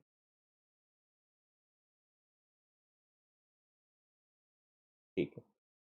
तो आगे आता है चिदानंद, आत्मानंद और ब्रह्मानंद ही परमावधि उपलब्धि है। ठीक है? तो अ, ये वाला जो है एक वैसे ये जो पूरा सेक्शन है चिदानंद, आत्मानंद और ब्रह्मानंद को 2 विधि से पढ़ा जा सकता है। अध्ययन की विधि में इन स्थितियों को प्राप्त करने की दृष्टि से, और अनुभव मूलक विधि से इन स्थितियों को प्रमाणित करने की दृष्टि से। ठीक है? अभी क्योंकि हम अध्ययन के विधि से उसको देख रहे हैं, अध्ययन के दृष्टि से उसको हम देख रहे हैं, तो हम इसको अध्ययन की दृष्टि से प्राप्त करने के अर्थ में उसको हम अ, मानेंगे, है ना? तो हम कौन से दिशा में इसको माने उसके बारे में बातचीत है। तो पहले ये अनुभवगामी विधि से मान्यता के साथ इस पैराग्राफ को हम है ना इस को देखेंगे। चिदानंद, आत्मानंद एवं ब्रह्मानंद ही परमावधि उपलब्धि है, यही अभ्यास का संपूर्ण लक्ष्य है। चिदानंद का प्रधान लक्षण अभय है। ठीक, आप अनुस्मरण कर सकते हैं। इसके पहले प्रगतिशील जीवन के बारे में बात हुई, जिसमें विश्वास पूर्णता तथा सामाजिकता का होना आ जाता है ना? तो विश्वास के साथ अभय बनता ही है, वर्तमान में विश्वास के साथ ही अभय है। तो चिदानंद का प्रधान लक्षण अभय है, यही सजगता सतर्कता की सर्वोच्च उपलब्धि है। ये सब क्रियापूर्णता के द्योतक हैं, इसका प्रत्यक्ष रूप ही सामाजिकता है। क्या मतलब हुआ इसमें? तो अध्ययन के क्रम में किसी ऐसी स्थिति में आना, है ना, जिसमें अभयता हो जाता है। क्रियापूर्णता क्या है ये समझ में आता है ना, स्वयं में जीवन क्रिया के रूप में, ठीक। और हम सामाजिक हो गए, सामाजिकता का स्वीकृति, सामाजिकता का इच्छा विचार तथा व्यवहार हम अपने में पाते हैं। इस स्थिति को फिर चिदानंद कह रहे हैं। फिर इसका परिभाषा दिया है आगे, अभाव के अभाव में ही चिदानंदाभूति होती है। जब तक अभाव है तब तक चिदानंद होने की संभावना नहीं है। इसको चिदानंद क्यों कह रहे हैं? क्योंकि चित्त इसका अनुभव करता है ना, इसीलिए इसको चिदानंद, चिदाकाश ये एक शब्द है, तो ये चिदानंद कह रहे हैं। तो ये चित्त इसको अनुभव करता है। चित्त क्या अनुभव करता है? अभाव का अभाव हो गया, है ना। इसी को फिर हम संतोष भी कहेंगे, ठीक है। यहाँ पर हम स्मरण कर सकते हैं, एक वाक्य मिलता है हमको मानव व्यवहार दर्शन में कि चित्त जब बुद्धि का संकेत ग्रहण करने योग्य विकास को पाता है ना, तो स्वायत्त मानव का प्रादुर्भाव होता है, ठीक है ना। स्वचालित मानव का प्रादुर्भाव होता है। यही वह स्वचालित मानव की अवस्था का यहाँ पर अभ्यास दर्शन में अभ्यास पूर्वक ये हमको इसकी एक व्याख्या मिलती है। अभाव के अभाव में ही चिदानंदाभूति होती है। चिदानंद का आधार समाधानी है ना, तो समझ ही चिदानंद का आधार है। क्रियापूर्णता में समाधान स्वभाव सिद्धि है। हाँ, तो जब क्रियापूर्णता हो जाता है तो समाधान जो है ये स्वाभाविक रूप में सिद्ध हो जाता है, या उसकी स्वाभाविक स्थिति है। फिर लिखे हैं, विधिवत अभ्यास की प्रथमोपलब्धि चिदानंद। तो ये जो हम अभ्यास करते हैं इसमें जो प्रथम उपलब्धि है ना, वैसे ही एक लाइन मिलता है, मानवतापूर्ण जीवन में सर्वप्रथम अनुभव में आने वाला मूल्य विश्वास है, ठीक। तो ये अध्ययन के क्रम में प्रथमोपलब्धि क्या होता है चिदानंद के रूप में, या इसको यदि हम तात्विक रूप में देखने जाएंगे तो इसको हम कहेंगे कि ये आसक्ति रहित इच्छा हो गया हमारे में, है ना। तो यदि व्यवहार के रूप में देखेंगे तो अपराधहीन व्यवहार, उसके बाद आता है अन्यायहीन विचार, उसके बाद आता है आसक्ति रहित इच्छा, उसके बाद आता है अज्ञान रहित बुद्धि, ठीक। ये उससे जुड़ता हुआ या जुड़ा हुआ है, ये ऐसे हम इसको देख सकते हैं, ठीक है। चिदानंद ही पूर्ण सामाजिकता को प्रकट करता है, अथवा चिदानंद की उपलब्धि पूर्ण सामाजिकता है। चिदानंद के बिना अथवा चिदानंद में अनुगमन के बिना सामाजिकता की अभिव्यक्ति नहीं है, अथवा सामाजिकता का सार्वभौम होना संभव नहीं। देखिए, बहुत क्लियर कर दिया इसमें कि हो सकता है कि हम माने कि सामाजिकता है, पर इसके पहले सवेरे वाले सेशन में हमने मैंने रखा था उसमें कि सामाजिकता है ये हम मान सकते हैं, परंतु उसको सार्वभौम होना पड़ेगा, है ना। तो ये जो सार्वभौमिकता है इसके साथ ही फिर चिदानंद की उपलब्धि ठीक है। अब यदि हम इसी पैराग्राफ को अनुभव मूलक विधि से देखेंगे, है ना, तो अनुभव मूलक विधि से बुद्धि आप्लावित हो जाता है आत्मा के प्रभाव में, और चित्त जो है बुद्धि के अनुसार हो जाता है। तो चिदानंद स्वाभाविक रूप में रहेगा ही, ठीक है ना, अनुभव मूलक विधि से। और ये फिर मानव चेतना के प्रमाण पूर्वक चिदानंद को प्रमाणित कर पाएंगे, संतोष को प्रमाणित कर पाएंगे मानव चेतना पूर्वक, है ना। जिसमें मानव चेतना को वरीयता के रूप में रख के हम जब प्रमाणित करते हैं तब उसमें चिदानंद प्रमाणित होगा। उसके पहले उसका अनुभव होना, उसका ज्ञान होना, है ना, वैसी स्थिति जीवन में बनना, उसके बारे में लिखा है। इसीलिए इसमें लिखा है विधिवत अभ्यास की प्रथमोपलब्धि, है ना। तो इसके लिए हमको क्या वो मिलता है, ये वाली जो लाइन है विधिवत, अच्छा ये और कहीं से शुरू कर रहा है ठीक है, विधिवत अभ्यास की प्रथमोपलब्धि ही चिदानंद है ना। ये यहाँ पर ये लाइन है, यहाँ भी नहीं है, ठीक है, चलिए ये मिल गया। नीचे करने से ऊपर करता है, विधिवत अभ्यास की प्रथमोपलब्धि ही चिदानंद है, ठीक है। तो ये काफी एक अध्ययन और अभ्यास में बहुत ही एक प्रौढ़ अवस्था स्थिति है ये। इसके बारे में विस्तार चर्चा अभी हम उसमें नहीं जाएंगे। उसके बाद आता है आत्मानंद जीवन में एक महोपलब्धि है ना, यह प्रत्यावर्तन सिद्धि है। इसको नाम दे रहे हैं प्रत्यावर्तन सिद्धि और इसका नाम दिया है आत्मानंद। आत्मानंद प्रत्यावर्तन का प्रधान लक्षण है। तो मन वृत्ति चित्त तथा बुद्धि का प्रत्यावर्तित हो जाना को फिर प्रत्यावर्तन सिद्धि कह रहे हैं। मानवतापूर्ण जीवन से समृद्ध होने के अनंतर ही प्रत्यावर्तन प्रक्रिया संपन्न होती है। हाँ, इसके पहले जो चिदानंद है स्थिति है, इसको हमने कहा कि ये मानवतापूर्ण जीवन में आता है। तो मानवतापूर्ण जीवन से समृद्ध होने के अनंतर ही इसकी संभावना बनती है, उसके पहले नहीं बनता। जैसे आसक्ति रहित इच्छा हुए बिना साक्षात्कार होने की संभावना नहीं बनती, है ना। अन्यायहीन विचार होने के बिना हम सामाजिक हो जाएंगे, इसकी संभावना नहीं है ना। अपराधहीन व्यवहार के बिना हमारे में संयत बोध हो जाएगा, इसकी भी संभावना नहीं है। दूसरे भाषा में न्यायपूर्ण व्यवहार को स्वीकारने से, ठीक है ना, या ये सामाजिक व्यवहार को स्वीकारने से, है ना, न्यायपूर्ण आचरण का विचार से, ठीक है, और समाधानपूर्ण, ठीक, ये सब पहले होता, उसके बाद ये ऊपर की स्थिति जिसमें सामाजिकता अभाव का अभाव, है ना, या विधिवत अभ्यास की प्रथमोपलब्धि ही चिदानंद है, संतोष का अनुभव होता है। तो दूसरे भाषा में उस पूरे पैराग्राफ को एक शब्द में यदि कहने जाएंगे तो संतोष की अनुभूति होती है। ये स्थापित मूल्यानुभूति हमको इसमें दिख रहा है। ये सेंटेंस को हाईलाइट करना भैया इस सॉफ्टवेयर में बन नहीं रहा है, कोई ये कह रहे हैं, पर ये मुश्किल पड़ रहा है मुझे इस कंप्यूटर में। वो नीचे करने से कहीं ऊपर होता है, मैं प्रयत्न करूंगा 6-7 लाइन नीचे करने से। फिर कह रहे हैं आत्मानंद एक, अच्छा, नीचे करने से होता है। आत्मानंद जीवन में एक महोपलब्धि है। एक मिनट, तो ये मुश्किल पड़ रहा है, ठीक है। आत्मानंद जीवन में एक महोपलब्धि है, यह प्रत्यावर्तन सिद्धि है। आत्मानंद प्रत्यावर्तन का प्रधान लक्षण है ना। तो आत्मानंद की उपलब्धि होती है, ठीक। मान्यतापूर्ण जीवन से समृद्ध होने के अनंतर ही प्रत्यावर्तन प्रक्रिया संपन्न होती है, इसको तो मैं कह चुका हूँ, है ना। तो ये यहाँ पर यदि देखेंगे तो ये हाईलाइट इतना बढ़िया से नहीं हो पा रहा है। मानवतापूर्ण जीवन से समृद्ध होने के अनंतर के बाद वाला लाइन है, आत्मानुशासित जीवन का प्रतिष्ठित होना ही प्रत्यावर्तन का प्रधान लक्षण है ना। तो क्या मतलब हुआ इसका? आत्मानुशासित जीवन, इसके पहले क्या हुआ, चित्त ने बुद्धि का संकेत स्वीकारा, चित्त बुद्धि के योग्य विकास को पाती है। अभी इसमें क्या हो गया, बुद्धि आत्मा के संकेत ग्रहण करने योग्य विकास को पाती है, इसी में स्वबोध होता है, ऐसे लिखा है मानव व्यवहार दर्शन में। तो इसको फिर आत्मानुशासित जीवन कहते हैं, कह रहे हैं इसमें आत्मानुशासित जीवन में प्रतिष्ठित हो जाना ही प्रत्यावर्तन का प्रधान लक्षण है। आत्मानुशासित जीवन स्वतंत्रतापूर्ण मानवता को अभिव्यक्त करता है, साथ ही देव पद में प्रतिष्ठित हो जाता है। तो देव चेतना क्या है, इसका ज्ञान होता है आत्मानुशासित जीवन में, और इसमें स्वतंत्रता पूर्वक, है ना, हम जी पाते हैं।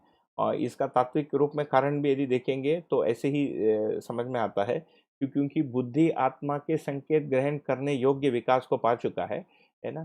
तो पूरा जो जीवन है बुद्धि तंत्रित, या हम भाषा यदि देने जाएंगे तो आत्मतंत्रित भी कहा जा सकता है, क्योंकि इसमें आत्मानुशासित जीवन लिखा है ना। तो इसीलिए फिर स्वतंत्रता है ना। तो क्या स्वतंत्रता हुआ, तो मन वृत्ति और चित्त, मन जो पहले शरीर के दबाव में रहा, है ना, या वृत्ति चित्त के किसी मान्यता के दबाव में, या मन द्वारा विषयों के दबाव में रहा, या चित्त भी विषयों के दबाव में रहा, या अपने ही भ्रांति में खोया रहा चित्त, है ना, या बुद्धि में भी जो भ्रमित बुद्धि की जो स्थिति है, इससे भी पार हो गए, है ना। जो अहंकार जिसको कहा है, भ्रमित बुद्धि की अहंकार संज्ञा है, लिखा है, ठीक है। तो ऐसे जीवन में, आत्मानुशासित जीवन में या आत्मानंद में अहंकार भी नहीं रहना, है ना, अभिमान नहीं रहना, और हट नहीं रहना, और मन में आवेश नहीं रहना। ये रहने से फिर ये स्वतंत्रता का स्वरूप है। तो स्वतंत्र स्वतंत्र मानव कौन है, जिसमें मन में आवेश, वृत्ति में हट, चित्त में अभिमान तथा बुद्धि में अहंकार जिनमें नहीं है ना, इसको फिर स्वतंत्र मानव कह रहे हैं। यही स्वतंत्रता अधिकार बन जाता है ना। तो इसमें देव चेतना ये है, इसका ज्ञान होता है। आप पुनः मैं स्मरण दिलाऊंगा, आपको याद दिलाऊंगा। कोई कह रहा है कि ठीक से पढ़ने में नहीं आ रहा है, ठीक है, आप सामने बुक रख लीजिएगा, ये मेरा रिक्वेस्ट है। इससे ज़्यादा क्या करूं मुझे समझ पता नहीं, रखने से अलावा, ठीक है, ठीक है।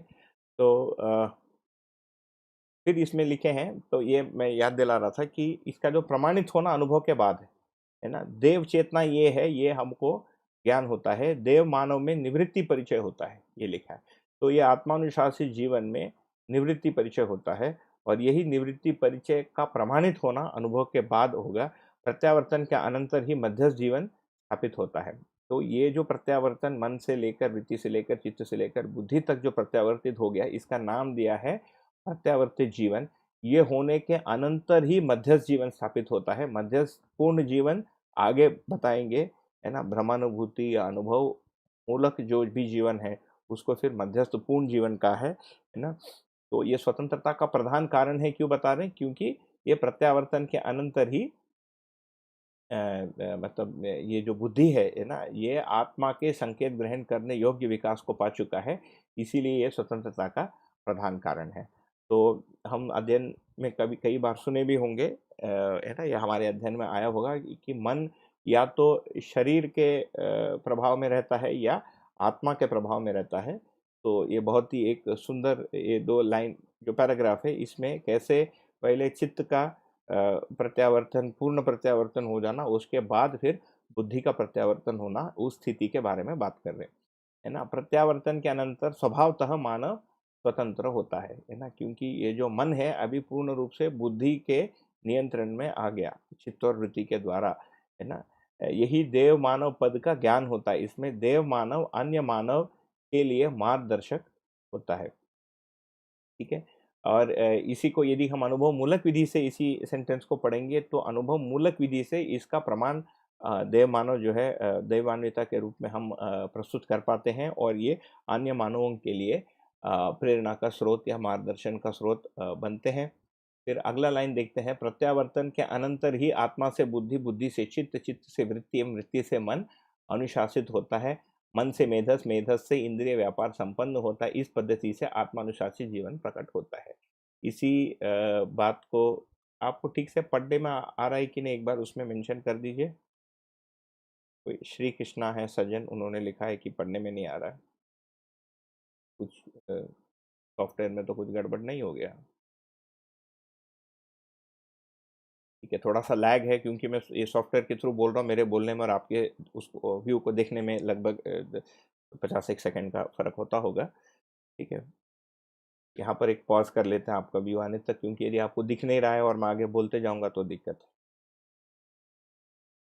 तो ये आत्मानंद, चिदानंद और आत्मानंद 2 स्थिति के बारे में हम देखें। इसका छोटा-सा पुनः उसी डॉक्यूमेंट में समरी भी रखा है, तो हम उसको भी देख भी सकते हैं। ठीक है, ऑल इज़ वेल आ गया। ठीक है, बढ़िया, आगे बढ़ते हैं। ठीक है, तो ये 2 स्थितियाँ हमको मिलती हैं, है ना? तो एक जब चित्त में अभाव का अभाव हो गया, है ना? अब ये क्वेश्चन बनता है कि उस स्थिति में क्या बनेगा? तो ये हम उसको क्योंकि टेक्स्ट में नहीं लिखा है, वो हम अपने ओर से हमको जोड़ के उसका अध्ययन करना है, उसको समरी वाले नोट में ले लेंगे। टेक्स्ट में जो लिखा है उसके बारे में हम यहाँ पर चर्चा करेंगे, है ना? क्योंकि उसी का इंटरप्रिटेशन हम ठीक है। ठीक है, ये चिदानंद और आत्मानंद हो गया। अब आते हैं ब्रह्मानंद में। हाँ, चिदानंद को कहा था विधिवत अभ्यास की प्रथमोपलब्धि। ब्रह्मानंद का पहला ही लाइन है, ब्रह्मानंद ही अभ्यास की परमोपलब्धि है। सबसे बड़ी उपलब्धि, वो प्रथमोपलब्धि, उसके पहले उपलब्धि मान नहीं रहे, है ना? ये भी एक ध्यान देने का मुद्दा है। तो क्योंकि ये एक प्रश्न ज़रूर बनता है हमारे मन में कि जैसे हमको बता दिया ना कि आप जीव चेतना में, हम लोगों ने स्वीकार भी लिया, हम जीव चेतना में हैं, है ना? किसी ने प्रोटेस्ट किया भी नहीं, कम से कम इसमें जो लोग बैठे हैं है ना? हम लोगों ने स्वीकार लिया कि जीव चेतना में है। तो जीव चेतना में है इसका मतलब मैं दुखी हूँ, है ना? ये भी हमको हम स्वीकार लिए, या परिचय शिविर में हमको अ, मतलब बोलने से स्वीकारने की परिस्थिति बनाई गई, है ना? कि हम दुखी हैं। तो हम दुखी हैं तो अशांत भी है ना? और असंतोष भी है।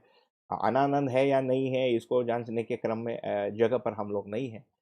तो असंतोष है ये तो पता चलता है हमको, अशांति भी बहुत क्लियर रूप से समझ में आता है और दुःख भी पता चलता है, ठीक है? तो ये प्रश्न बनता है कि अध्ययन और अभ्यास करते समय क्या दुःख, अशांति और असंतोष से क्या सीधा आनंद हो जाएगा, है ना?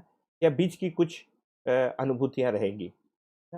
तो पूरे अभ्यास दर्शन में यदि हम इतना भर भेद कर लें कि ये मानव, देव मानव और दिव्य मानव जहाँ भी लिखा है, ये मानव अनुभव के बाद प्रमाणित करने के क्रम में है, उसके पहले इन चेतनाओं का ज्ञान होगा, है ना? तो इस तो फिर जो पहले मैंने कहा उसका उत्तर इस रूप से हमको प्राप्त होता है कि नहीं, पहले दुख सुख में होगा, है ना? उसकी सार्वभौमिकता, सार्वकालिकता भले ही सिद्ध न हो, फिर अशांति के जगह शांति आना ही पड़ेगा। अशांति की जगह का मतलब ये नहीं कि केवल अशांति ही है हमारे में, कई जगह हम शांत भी रहते हैं, पर पहले जिन-जिन कारणों से हम अशांत होते थे, यदि हम मैं अपना भाषा दे रहा हूँ इसमें, मैंने ये भी टेक्स्ट से हम थोड़ा-सा दूर हट गए। अशांत अशांति के जो भी कारण थे वो है ना, कम होके अभी शांति के अवसर बढ़ गए हैं। वैसे ही असंतोष, है ना, आसक्तिपूर्ण जितनी भी इच्छाएँ हैं, है ना, या अयथार्थवादी जो इच्छाएँ हैं, ये सारे असंतोष के कारण हैं, है ना, डिसकंटेंटमेंट के कारण हैं। तो इसमें जैसे मैं चाहूँ कि कल ही सबको अनुभव हो जाए, मुझे ही कल अनुभव हो जाए, ये भी एक इच्छा है। अब ये डिसकंटेंटमेंट होना ही होगा क्योंकि अस्तित्व में जो नियम है, जो नियति क्रम के अनुसार हो सकता है, उसी का इच्छा मुझ में हो सकता है। उससे भिन्न यदि मैं कोई अपेक्षा लो, भले ही वो शुभ की अपेक्षा हो कि सभी लोग 1 साल के अंदर साधन संपन्न हो जाएँ, है ना? सभी लोगों में एक साथ ही साक्षात्कार हो जाए, ये सब हमारी मन की कल्पना तक रह जाती है। वैसे ही मैं मान लूँ कि कल चाइना जो है है ना, बॉर्डर से चले ही जाए और उसको अपने गलती का एहसास हो जाए, है ना? तो ये हो स हमा कामना हो सकती है हमारी, बट यदि ये मेरी इच्छा और तीव्र इच्छा बन गई, है ना? तो ये अस्तित्व में इसका कोई प्रावधान नहीं है। तो ये सब आसक्ति रहित इच्छा या आसक्तिपूर्ण इच्छा की जगह है। तो प्रथम उपलब्धि कह रहे हैं जब ये आसक्तिहीन इच्छा हो जाए या समाधानपूर्ण इच्छा हो जाना प्रथम उपलब्धि है ना? दूसरा उपलब्धि है आत्मानंद, जिसमें स्वतंत्र हो जाता है जीवन। तो इसमें पहले में संतोष का परिचय हुआ, है ना? दूसरे में आत्मानंद में फिर आनंद का परिचय होना पड़ेगा, ये मेरा अनुमान है, उसमें नहीं लिखा है कि आनंद का परिचय होना पड़ेगा। तीसरे में आते हैं, ब्रह्मानंद ही सत्ता-महत्ता में अनुभूति है। इसी को फिर सत्ता-महत्ता में अनुभूति कह रहे हैं, है ना? ये लाइन ये हाइलाइट अब हो गया। ब्रह्मानंद ही सत्ता-महत्ता में अनुभूति है, यही जड़ चैतन्यात्मक प्रकृति का अभीष्ट है ना? यही उसका गंतव्य है। चैतन्य प्रकृति का अंतिम जागृति सोपान यही है। इससे अधिक फिर जागृति नहीं है, है ना? अनुभव से अधिक कोई जागृति हमको दिखता नहीं। प्रमाणित होने के क्रम में वरीयता के अनुसार मानव, देव मानव, दिव्य मानव के रूप में प्रमाणित होते ही हैं। तो ऐसा नहीं है कि क्योंकि ये जो ब्रह्म मुक्ति ही मोक्ष है ना? तो अनुभव सत्ता महत्ता में अनुभूति ही ब्रह्म मुक्ति है और वही मोक्ष है। तो इसका ये मतलब नहीं हुआ कि मोक्ष होने के बाद शरीर त्याग दिया और उसके बाद कुछ बचा ही नहीं, कुछ ज़रूरत ही नहीं है। क्योंकि उसमें इसमें पूर्ण स्वतंत्रता हो जाती है। इसके पहले जो स्वतंत्रता हुआ, स्वतंत्रता अधिकार हुआ, मन से मेधस, मेधस से लेकर इंद्रिय व्यापार, इसको हम पढ़े थे। इस वाली स्थिति में पूर्ण स्वतंत्रता हो गई, है ना? तो बुद्धि पूर्ण रूप से आत्मा में आप्लावित हो गया, चित्त पूर्ण रूप से बुद्धि के अनुशासन में, है ना? वृत्ति चित्त में और मन उसमें और शरीर मन के नियंत्रण में संपूर्ण रूप में आ गया, चाहत के रूप में। तो इसमें पूर्ण स्वतंत्रता आ गई। इसका ये मतलब नहीं है कि बच करने के लिए कुछ शेष बचा नहीं। तो संतोष भी हो गया, आनंद भी हो गया, ब्रह्मानंद हो गया, तो ब्रह्मानुभूति हो गया, तो परमानंद भी हो गया। इसके बाद परंपरा में इसको प्रमाणित करने वाला कार्य या दायित्व शेष रहता ही है ना? और उसी को प्रमाणित करने के क्रम में फिर हमको मानव चेतना का प्रमाण, देव चेतना का प्रमाण तथा जीव चेतना का प्रमाण हमको समझ में आता है ना? तो यहाँ पर लिखा है, देव मान्यता से दिव्य मान्यता में यही संक्रमण है अथवा आचरण पूर्णता में संक्रमण। देखिए बहुत बड़ी स्टेटमेंट है ये। आचरण पूर्णता में संक्रमण है का मतलब क्या हुआ? आचरण पूर्णता का ज्ञान हुआ, उसको प्रमाणित कर, है ना? जैसे नागराज जी स्वयं ही एक बार बोले कि अभी तक वो दिव्य चेतना को प्रमाणित कर ही नहीं पाए, मानव चेतना को ही प्रमाणित कर पाए। ये अपने में एक स्टेटमेंट है। उसका कारण क्या है उसमें जाएँगे तो हमको और 1 घंटा लग जाएगा, है ना? परंतु देव चेतना को ये मानव चेतना को ही प्रमाणित कर पाए का मतलब है कि दिव्य चेतना को प्रमाणित करने का अवसर ही नहीं सामने आया, है ना? जो व्यक्ति सामने आ रहा है दिव्य मानव के सामने, ये बोल रहा है कि हमको और एक संतान चाहिए, अगले बार लड़की हो जाए, या हमको घर दिला दो, या हमको है ना, तो कुछ पैसे दिला दो। तो उदारता का ही प्रदर्शन का संदर्भ बन रहा है ना? कृपा और करुणा और दया करने के लिए जगह भी तो चाहिए। सामने वाला व्यक्ति वहाँ खड़ा ही नहीं हो रहा है तो कहाँ से करेंगे? है ना? दिव्य चेतना को कैसे प्रमाणित करेंगे? शॉर्ट में यदि देखेंगे तो उसका उत्तर इस रूप से बनता है तो दिव्य मानवीयता का जो ज्ञान हुआ आत्मानंद में, उससे फिर संक्रमित होके अनुभव में, ब्रह्मानुभूति में, सत्ता में संपृक्तता के अनुभूति में यही दिव्य चेतना है, यही दिव्य ज्ञान है, ये समझ में आता है ना? इसीलिए तीनों पूर्णताओं का ज्ञान होता है ना? बोध पूर्ण होने के बाद ही अनुभव होता है, ये हमको एक लाइन मिलता है। पूर्णता का मतलब क्या हुआ? गठन पूर्णता, क्रिया पूर्णता तथा आचरण पूर्णता। इसका क्या मतलब हुआ कि अनुभव अंतिम है ज्ञान के रूप में, अनुभव से अधिक समझने के लिए कुछ नहीं है। व्यवहार अभ्यास तथा चिंतन अभ्यास पूर्वक मानव परंपरा में प्रमाणित करने के क्रम में चीजें आएंगी, वो सब वस्तु स्थिति सत्य के रूप में आएगा। जैसे आज से 800 वर्ष पहले यदि किसी को इस विधि से अध्ययन विधि से यदि अनुभव हुआ और वो अनुभव को यदि प्रमाणित करने जाएंगे, तो उस समय यूट्यूब नहीं है और इलेक्ट्रिसिटी नहीं है, न ही सीमेंट का घर है। तो उस समय प्रमाणित करने का क्रम, उसकी गति, उस समय के समस्याएं बिल्कुल भिन्न है। आजकल के गति, क्रम तथा आजकल की समस्याएँ बिल्कुल भिन्न हैं। तो उसमें जो कर्माभ्यास करना है, जैसे आज के दिन यदि किसी व्यक्ति को अनुभव हो गया, तो हो सकता है उसके बाद वो ट्रैक्टर चलाए, है ना? या एरोप्लेन चलाए, या कोई मतलब है ना, स्कूटर का फैक्ट्री लगाए, है ना? या स्कूटर का टायर बनाए, ये सारा उत्पादन उद्योग कर ही सकते हैं, ठीक है? या उत्पादन भी कर सकते हैं मतलब ट्रैक्टर पूर्वक। 800 वर्ष पहले यदि वो खेती करते, तो ट्रैक्टर में खेती करने की कोई संभावना बनता ही नहीं, है ना? बैल से ही हल चलाना पड़ता। इस रूप से कर्माभ्यास भी भिन्न हो जाता है और व्यवहार अभ्यास भी उस समय के लोग और संस्कृति, सभ्यता, उस समय क्या प्रभावशाली चीज़ ज़रूरत है, उसके अनुसार आयोजनात्मक कार्यक्रम में भेद हो जाता है। इसके पहले जो हम आयोजनात्मक कार्यक्रम के बारे में पढ़े, तो देव मान्यता से दिव्य चेतना का ज्ञान, तो इसीलिए ये भी कहा है कि अनुभव में तीनों ही चेतनाओं का ज्ञान समाहित है, उसके बाद प्रमाणित करने में वरीयता के क्रम के अनुसार वो प्रमाणित होता है। तो अनुभव से अधिक जो भी उदय होता है अनुमान के रूप में, वो कार्यक्रम के रूप में, गुणों के अर्थ में होता है, ज्ञान के अर्थ में नहीं होता है। उसमें अभिव्यक्ति तथा संप्रेषणा में श्रेष्ठता हो सकती है। जैसे कि ऐसे बताने से अभी के लोग नहीं समझ में आएँगे, को कम गति से समझ में आता है, वैसे बताने से उनको जल्दी समझ में आता है ना? तो जैसे यही दर्शनवाद शास्त्र में जो लिखा है, अध्यात्मवाद में, अर्थशास्त्र में, समाजशास्त्र में, 800 साल पहले यदि यही इसी ज्ञान को के अध्यात्मवाद और समाजशास्त्र को लिखना पड़ता, तो उसमें यथार्थ रूपी जो वस्तुगत सत्य है, जो वस्तु है, ये तो वही होता, परंतु तर्क करने की जो शैली है, उसके लिए जो उदाहरण है, उसके लिए जो घटनाएँ हैं, जो समस्याएँ हैं, उसके प्रति जो भी दर्शाया गया है, वो भिन्न होता। क्योंकि 800 साल पहले कोई पर्यावरण समस्या थी नहीं, इसीलिए अर्थशास्त्र में कोई पर्यावरण समस्या की बात बनती ही नहीं, है ना? और वैसे ही ये जो शक्ति और है ना न्यूक्लियर पावर की बात भी नहीं थी, इसीलिए उसके बारे में भी कोई उल्लेख नहीं होता। तो इस रूप से संप्रेषणा में भेद होता है, परंतु अनुभव में समानता है, ये हमको इस वाले पैराग्राफ से बहुत क्लियरली आ जाता है। आचरण पूर्णता का प्रधान लक्षण ही ब्रह्मानंद है ना? ये क्या हुआ? आत्मा में अनुभव हो गया तो ब्रह्मानुभूति होगी, इसी को परमानंद कह रहे हैं, यही इसी का नाम ब्रह्मानंद है। ऐसे ब्रह्मानुभूति संपन्न व्यक्ति ही आप्त पुरुष है ना? इनमें आप्त कामना स्वभाव रूप में निष्पन्न होता है, यही मध्यस्थ जीवन की सर्वोच्च स्थिति है ना? आत्मानुशासित जीवन, इसके पूर्व में जो पैराग्राफ था उसमें आत्मानुशासित जीवन अथवा आत्मानंद की स्थिति को मध्यस्थ जीवन कहा। जब आत्मा का प्रत्यावर्तन हो जाता है, तो उसको ब्रह्मानंद कह रहे हैं, है ना? और इसमें मध्यस्थ पूर्ण जीवन या मध्यस्थ जीवन की सर्वोच्च स्थिति क्या है, ऐसी इकाइयाँ संसार के लिए मार्गदर्शक, पथदर्शक एवं जीवन के रहस्योन्मूलक होती हैं, है ना? तो हम में से जितने भी लोग नागराज जी के संपर्क में आए या उनसे मिले या उनका जीवन दर्शन पढ़ते हैं, ये तो दिखता ही है। जैसे ये पुस्तक कि ऐसा ब्रह्मानुभूति संपन्न व्यक्ति, है ना, इस संसार के लिए मार्गदर्शक है, पथदर्शक है ना, दिव्य पथ बनाया उन्होंने, दिव्य पथ संस्थान नाम ही है उसका, है ना? और जीवन के रहस्योन्मूलक, पूरी जीवन कैसे, जीवन क्रियाएँ, चैतन्य प्रकृति का रहस्य उद्घाटन, है ना, कर दिया।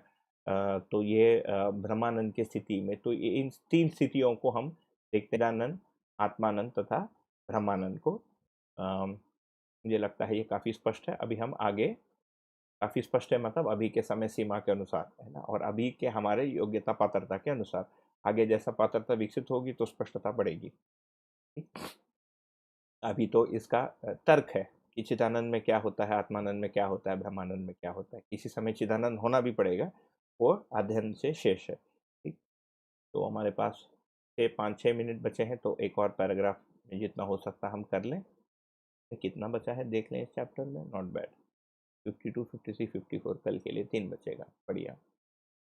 तो इसमें लिख रहे हैं अभी, चिदानंद, आत्मानंद और ब्रह्मानंद में क्या होता है, ठीक है ना। चिदानंद स्थूल एवं सूक्ष्म जीवन के निर्विरोधिता में।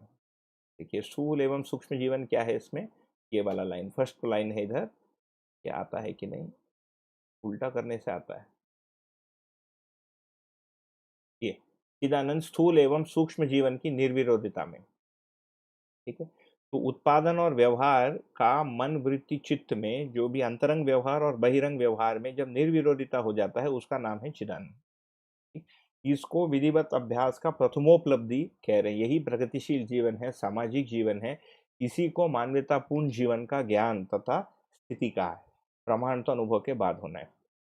ये मानवतापूर्ण जीवन के रूप में इसको आइडेंटिफाई करना इसीलिए हमारे लिए आवश्यक बन जाता है, क्योंकि आगे जब योगाभ्यास की जब चैप्टर आएगी, उसका पहला ही लाइन है मानवतापूर्ण जीवन के अनंतर, है ना। तो ये मानवतापूर्ण जीवन क्या है, इसको सोचने के क्रम में फिर ये हमको समझ में आता है।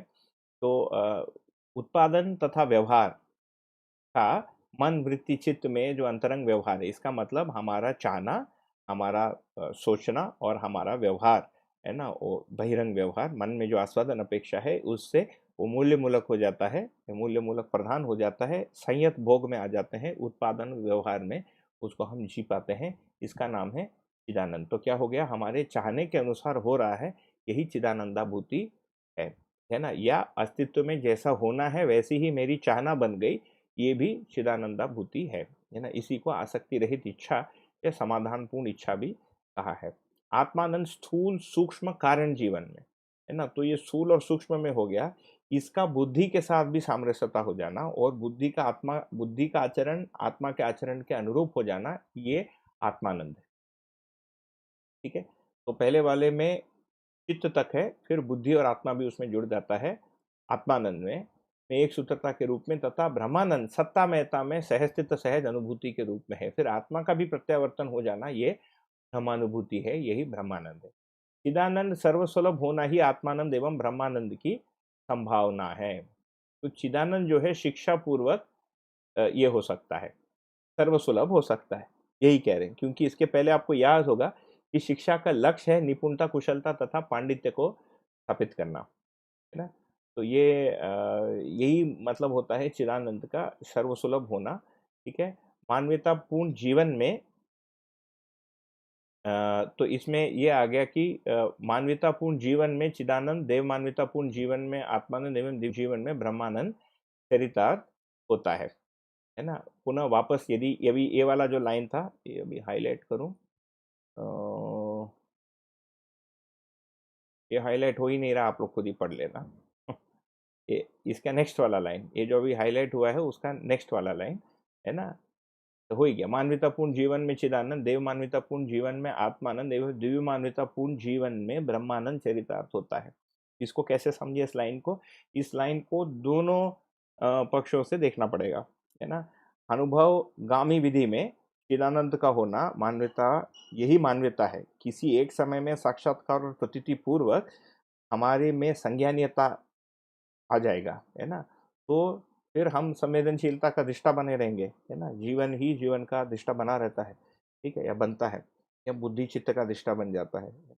तो इस स्थिति में हमको पता चलेगा कि नहीं, ये तो संज्ञानीयता है, और उसके पहले में जो उसको दुनिया मान रहा था, ये तो संवेदनशीलता है। ये चिदानंद की स्थिति या उसके आसपास की स्थिति है। अब इसके बाद वाला आत्मानंद को फिर हमने, उसमें देव चेतना का ज्ञान होता है और अनुभव में तीनों चेतनाओं का ज्ञान समाहित है।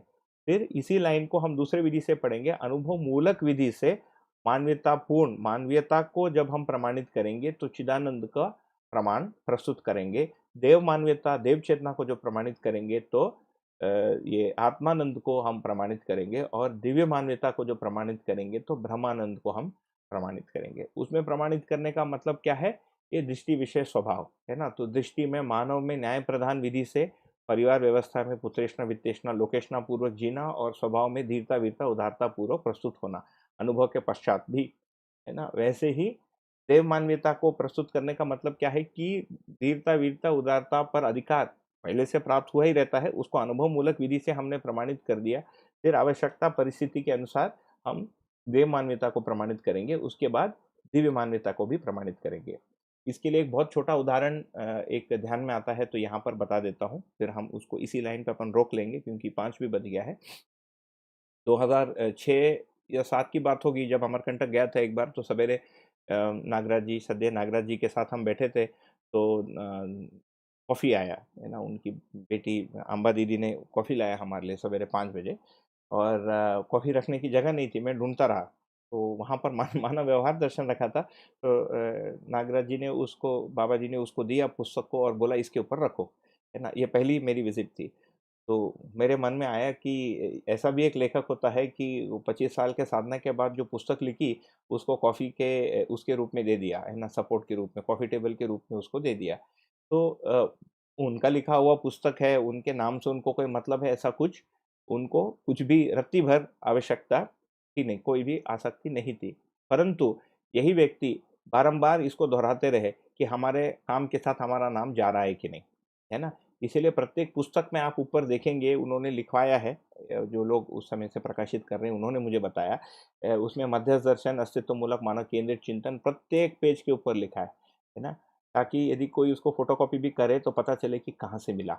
ये आयोजनात्मक कार्यक्रम है ना? तो ये यश का प्रस्तुति है, यश का प्रकटन है, क्योंकि आज के संसार के मानसिकता के अनुसार इसकी आवश्यकता है ना? तो ये इस रूप से हम मानव चेतना, देव चेतना और दिव्य चेतना को प्रमाणित करने के इसमें देखते हैं। तो ये देखने से तो लगता है कि मानव चेतना को ही प्रमाणित कर रहे हैं, क्योंकि आयुर्वेदाचार्य अभी भी हैं, है ना? और पैसे का लेन-देन अभी भी करते रहे, और मुद्रा में कितना हुआ, नहीं हुआ, उसको भी लिखते रहे, है ना? तो वित्तेषणा भी दिखता है, उनके 3 संतान भी हैं, है ना? घर गृहस्थी सारा सँभाला, घर ही पे रुके, किसी होटल, आश्रम, हॉस्टल में नहीं रुके बाहर, है ना? घर पे ही रहे, घर के सदस्य बन के रहे, पोते-पोतियों के साथ खेले हैं, बच्चों के साथ खेले हैं साधना के समय से ही, है ना? तो उसमें पुत्रेषणा, वित्तेषणा और लोकेषणा तीनों में आसक्ति या प्रवृत्ति या वृत्ति न रहते हुए भी उसका उपयोग वो उस समय की आवश्यकता और परिस्थिति के अनुसार करता हुआ व्यक्ति, है ना? तो ये अनुभव मूलक जो है मानव चेतना का प्रस्तुति हमको इस रूप में दिखता है। तो धीरता वीरता, तो उनको धीरता भी रखना पड़ता था, कई लोग उनसे आके झगड़ा भी किए, है ना। ये भी मैं भी इसका दृष्टा रहा हूँ, आप भी लोग देखे ही होंगे या सुने होंगे, है ना। तो उस समय धीरता का भी प्रदर्शन हुआ, वीरता का भी प्रदर्शन हुआ, लोगों को घर में बिठाए खिलाए रखे, किसी को घर दिला दिया, किसी को प्लॉट दिला दी, किसी को गाड़ी दिला दी, है ना। तो उदारता का भी प्रदर्शन हुआ, और आवश्यकता के अनुसार, आवश्यकता उनकी नहीं, सामने वाले की आवश्यकता के अनुसार दया कृपा करुणा की भी अभिव्यक्ति हमको उसमें दिखा। तो ये अभिव्यक्ति करने के क्रम में मानव देव चेतना और दिव्य चेतना, इस रूप से हम एक लिविंग एग्जाम्पल के रूप में भी, संस्मरण के रूप में इसको हम समझ सकते हैं। तो यहाँ पर हम आज के कथन को रोक लेते हैं, 5:03 हो गया है। तो ये हम आगे इसको करेंगे, कल करेंगे इस भाग को, इसको पूरा करके मुझे लगता है कल हमारे पास पर्याप्त समय बनेगा। ठीक है, नमस्ते, हरिहर।